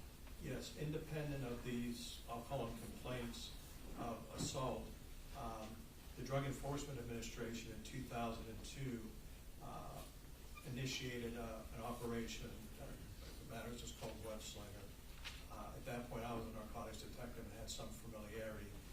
During that investigation, Lorenzo was identified as a person who was receiving GBO or GHB through the mail from a company up in Canada. Had you ever heard of GBL before? Based on my narcotics experience, I was familiar with GBO and GHB. Okay. And your understanding is GBL is the precursor to GHB, is that correct? That is correct. GHB being something that is very commonly referred to as a date rape drug. That's what I knew it as, yes. Okay. So at that point, do you begin to work with even another agency, which is the DEA, specifically Agent Scott Albrecht? Yes. All right. Tell the court about how that collaboration begins and what you guys do. Just prior to going to the Homicide Bureau, I worked on a HIDTA task force. So through my work in the world of narcotics, I worked with Scott Albrecht on a pretty regular basis, different operations originated by the Tampa police, and then worked jointly through federal and local agencies. In developing Mr. Lorenzo as a suspect, do you all make a decision to surveil his home? Yes.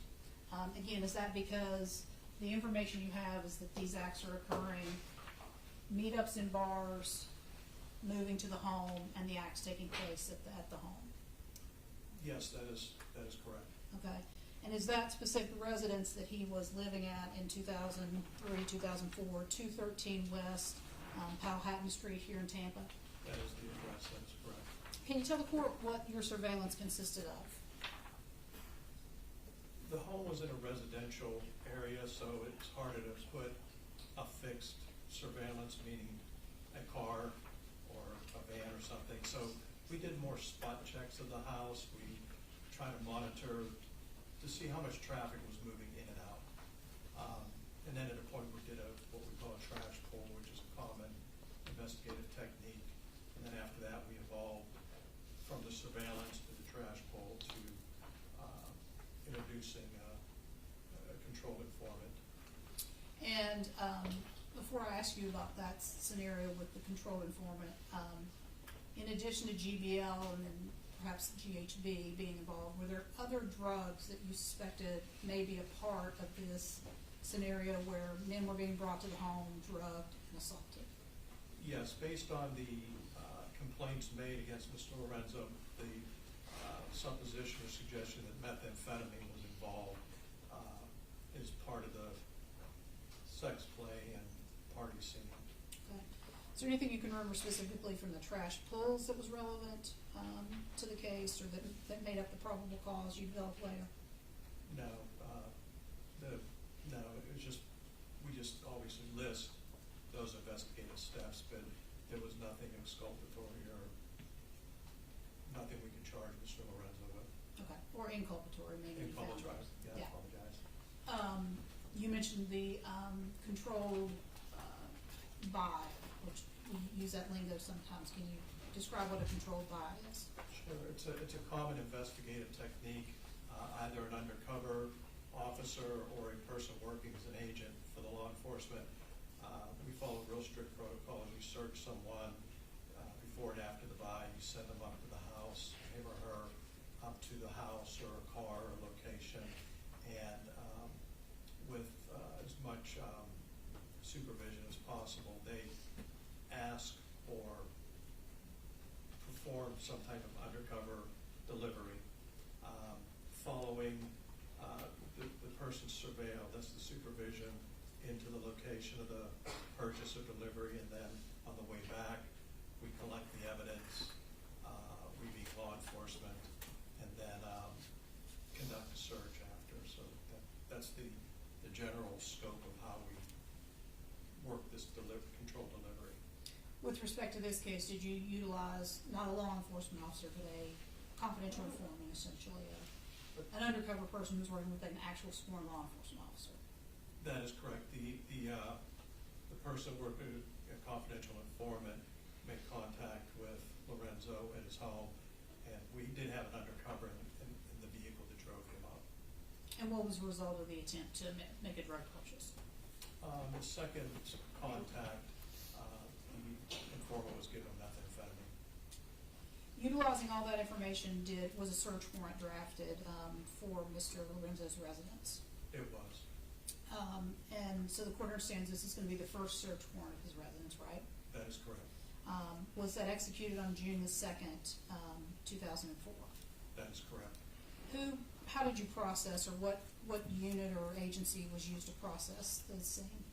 We used detectives from the Tampa Police Department and agents from the Drug Enforcement Administration. We also utilized the crime scene unit or forensic unit from the Tampa Police Department to conduct the entry and the search. Well, they were part of the search. We were part of the entry.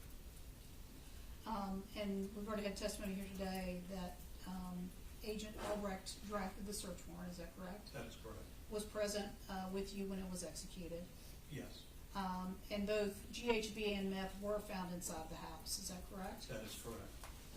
A bag that had a number of items that were significant for your investigation, sex toys, binding instruments, was located in the defendant's bedroom, is that correct? Yes. Can you describe for the court, how would you characterize the way Mr. Lorenzo's house looked that day in June of 2004 when you were processing and executing the search warrant? I would characterize the house as orderly, clean. It was well furnished. It had, the window dressings and the flooring that most middle-class homes have. Was there one part of the house that was not as neat and orderly as the rest? Yes, there was one room under construction that was basically offset from the main part of the house, and then there was an office inside the interior of the home. I would characterize that room as being more cluttered. Sergeant Masucci, the gas mask, was there a gas mask that was collected? Yes. What was the significance of that, or why did you all collect a gas mask? When we wrote the search warrant, we understood some of the allegations that had been made against Mr. Lorenzo, and part of those allegations involved some levels of, I'll use the term suffocation, through either tape, saran wrap, and or gas mask. So the gas mask is less disposable, so it was relevant in that sense. All of those items out of the bedroom, the binding instruments, the gas mask, the sex toys, this was a few years ago, but it was still within the time that DNA was very widely used, right? Yes. Were you hoping to process those items for possible DNA evidence? Yes. Okay. Let's now, you've talked about drugs being recovered from the residence, correct? Yes, that is correct. The bag with all of the instruments in the bedroom, including the gas mask, correct? Yes. All right, let's move on to talk about the office area and let's talk first about what you observed when you went into that office area. Well, again, I used the term clutter. There was what I would call a formal office setting. It had a desk, it had a computer, it had a printer. There was actually a small closet in there. There was also, I don't know if it's a love seat couch type furniture to sit on. Like I say, I would categorize it as an office. There was paperwork, some of it formally organized into stands where you inbox, outbox type thing, and then there were papers randomly laying around on the table, on the floor, and then in the closet there was a lot of clutter of what turned out to be videotapes, some little bit of clothing, and again, other sort of arbitrary paperwork. There was a computer in there? That is correct. You all seized that? Yes, we did. There was an Olympus camera in there? Yes. Did you seize that as well? We did. And as you've already mentioned, there were thousands of printed pages, right? Yes. Okay. What you mentioned to the court earlier about the sheet that was wrapped around Michael Wachholtz's body, was that a fitted sheet or a flat sheet? The sheet recovered from the Jeep where Mr. Wachholtz was a flat sheet. Did you all author this search warrant, or Detective Agent Albrecht authored the search warrant, or is it included that you all were looking for any sheets that might match the ones that Michael Wachholtz's body was wrapped in? Yes, yes. And ultimately, did you find that in Steven Lorenzo's residence as well?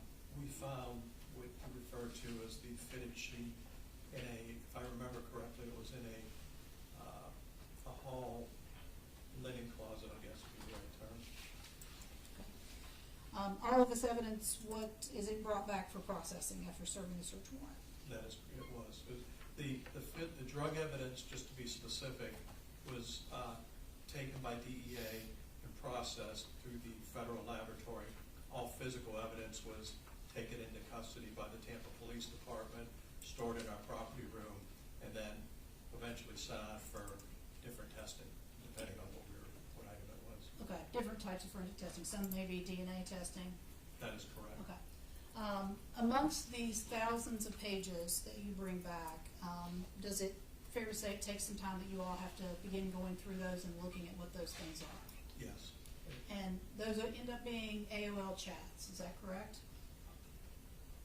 Yes, there were a few chats from a website called gay.com, but I would say the vast majority, over 95%, were from America Online. Okay. And again, when you're dealing with chats and you begin looking through these documents, was AOL such that you could pick a screen name and assign it to yourself, like people do now sometimes with social media? Yes. So people talking might not say Kimberly Onman, Chuck Masucci talking back and forth with each other. These may be names that you're trying to figure out who these people are. That is correct. It can be very arbitrary. It can be as arbitrary as you want. Okay. Can you tell the court, as you are going through all of these chats, and do you know approximately how long that took when you all were reviewing all this material? Primarily, I'd say a minimum of 3 months to really get a comprehensive understanding of all the different screen names, the communications. So 3 months at a minimum, and through 5 or 6 months to really get into some of the minutia. Is there something unique about AOL that will allow you to link a screen name or a chat name with the actual person in real life, that you can figure out who it is? Yes, there is a process to do that. Tell the court what that is. AOL at that era was a paid service, so everyone who had an AOL account had to provide some type of credit card or debit card to fund AOL. So basically, through the DEA, we ended up sending out a subpoena for the different screen names that were identified in these chats. And that subpoena allowed us access to the credit card information, which provided correct identification or truthful identification of the person controlling that AOL account. As you go through this process and are reading these chats with, like you said, you're doing that in conjunction with Agent Albrecht, right? Agent Albrecht and others from his office, myself, and Columbia, of course. Are there two screen names pretty quickly that catch your attention and become important in your investigation? Yes. There were a few screen names we believe were assigned to Steven Lorenzo, but the one that I believe you're referencing was called Dom Dude for Sub. All right, again, did you learn that the person who owned that or was using that screen name was Steven Lorenzo because of going through that process and seeing that somebody named Steven Lorenzo put a credit card down and is responsible for that account? That is correct. We verified it through that process. What is the other screen name that became very significant when you're looking at people talking back and forth to each other? We found a manila envelope, a package with 20 to 30 individual second screen name of all of that was, it's actually spelled M-S-T-R, but I say Master Scott. So that was the second screen name, and like I say, these series of IM chats were segregated or separated from the ones that were laying around the closets, the floors, top of the desk. Okay, so what you just told the court is there's a separate envelope in there where it's just Master Scott and Dom Dude for sub. Those printouts with specific things that two of them are talking about have been separated and kept separate in an envelope. That is correct. You already know that Steven Lorenzo lives in Tampa at the address you've referenced. Were you able to determine who Master Scott is? Yes. And same process of back checking with financials, and this is the financial person who paid for this. Who was that? That was Scott Schweikert. All right. Were you able to do further latent investigation to determine where physically Scott Schweikert lives or lived back in 2003, 2004? Yes, we were able to timeline and identify his residences. Tell the court about that. We learned that the majority of Scott Schweikert's life had been up in Illinois, I believe it's Peru, Illinois, and that he had recently come down to the Orlando area in Florida, of course.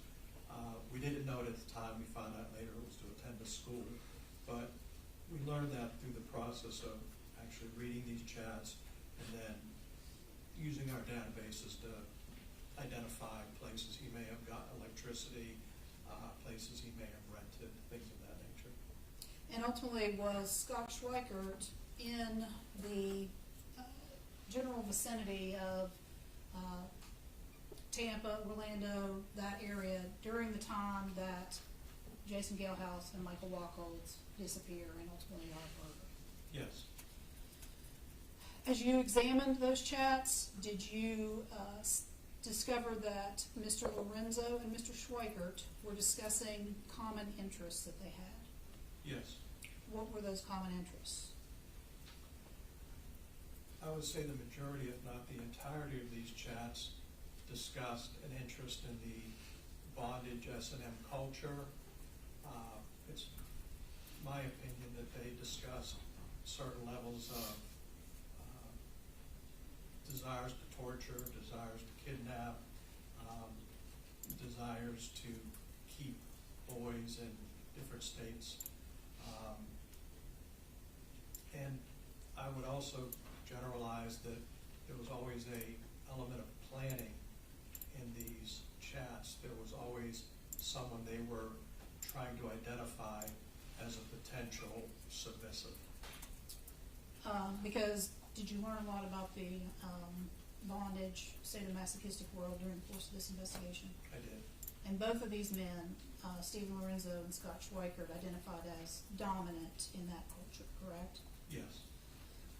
Now, what you just described to the court, the chats about kidnapping, making people disappear, the rape and torture of victims, are these chats occurring before December 20th and 21st when Galehouse and Wachholtz go missing? Yes, if I remember correctly, there were 21 chats between the two of them prior to the weekend of December 20th and December 21st, and maybe 6 to 10 after that weekend. You talked, sir, about specifics of how to locate victims. Were there three major areas or plans they had on how to locate victims?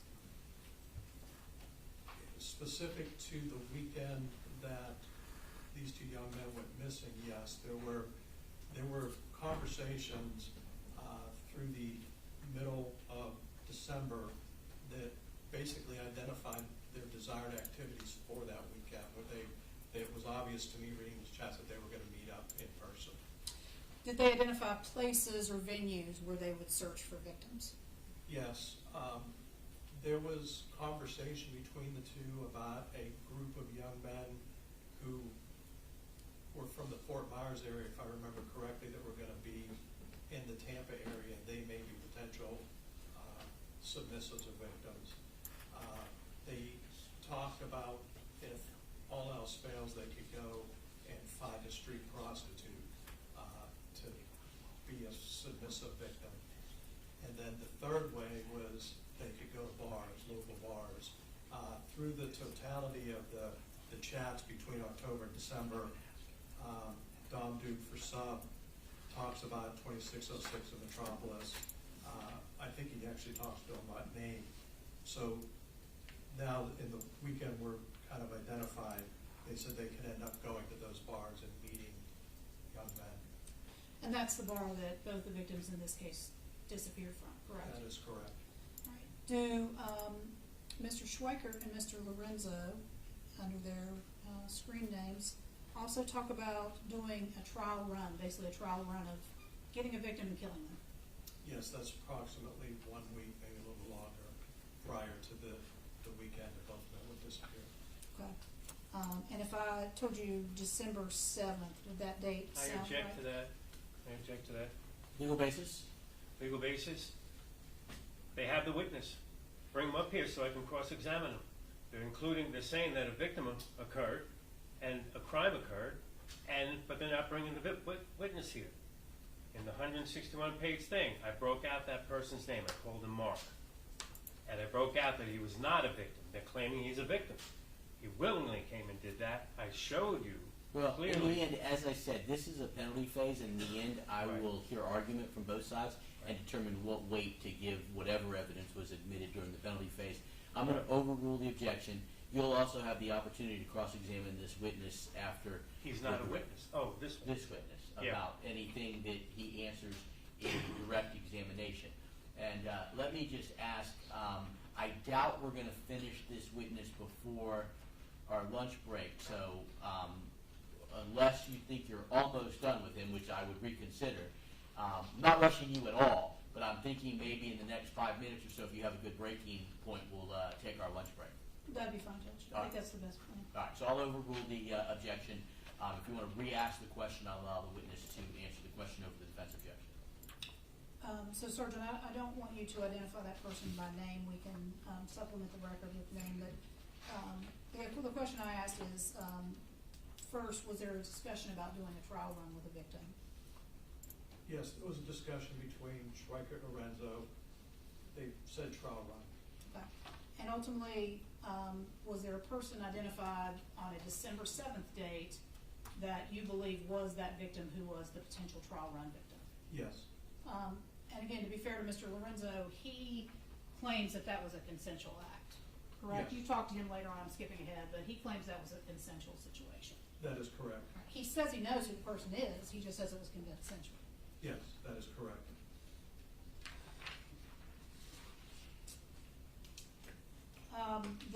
You've already told us these chats are, for lack of a better word, they're becoming more intense leading up to the days that Mr. Galehouse and Mr. Wachholtz disappeared. Is that fair to say? They're intense, and I would identify them as being specific. Okay. The other victims that have been mentioned in this trial and that were part of the federal trial, these chats between Mr. Lorenzo and Mr. Schweikert, those victims are within those time periods as well. Is that correct? Most of them? Yes, a portion of them, yes. Okay. Judge, I think this is a fine time to take a break. Okay, we'll go ahead and we'll take our lunch break. Let me see, what time is it? It is 12:10. So let's go ahead and come back at 1:20. That gives us a little bit more than an hour. I'll instruct the witness, you're still on the stand. I apologize if you get to finish. You're going to take a lunch break. You enjoy the lunch break. Just don't discuss your testimony with the state since you are on the stand. Yes, sir. All right, thank you. All right. All right, everyone, we'll go ahead and we'll break for our lunch break, and I'll see you back, as I said, at 1:20. Have a nice lunch, everyone.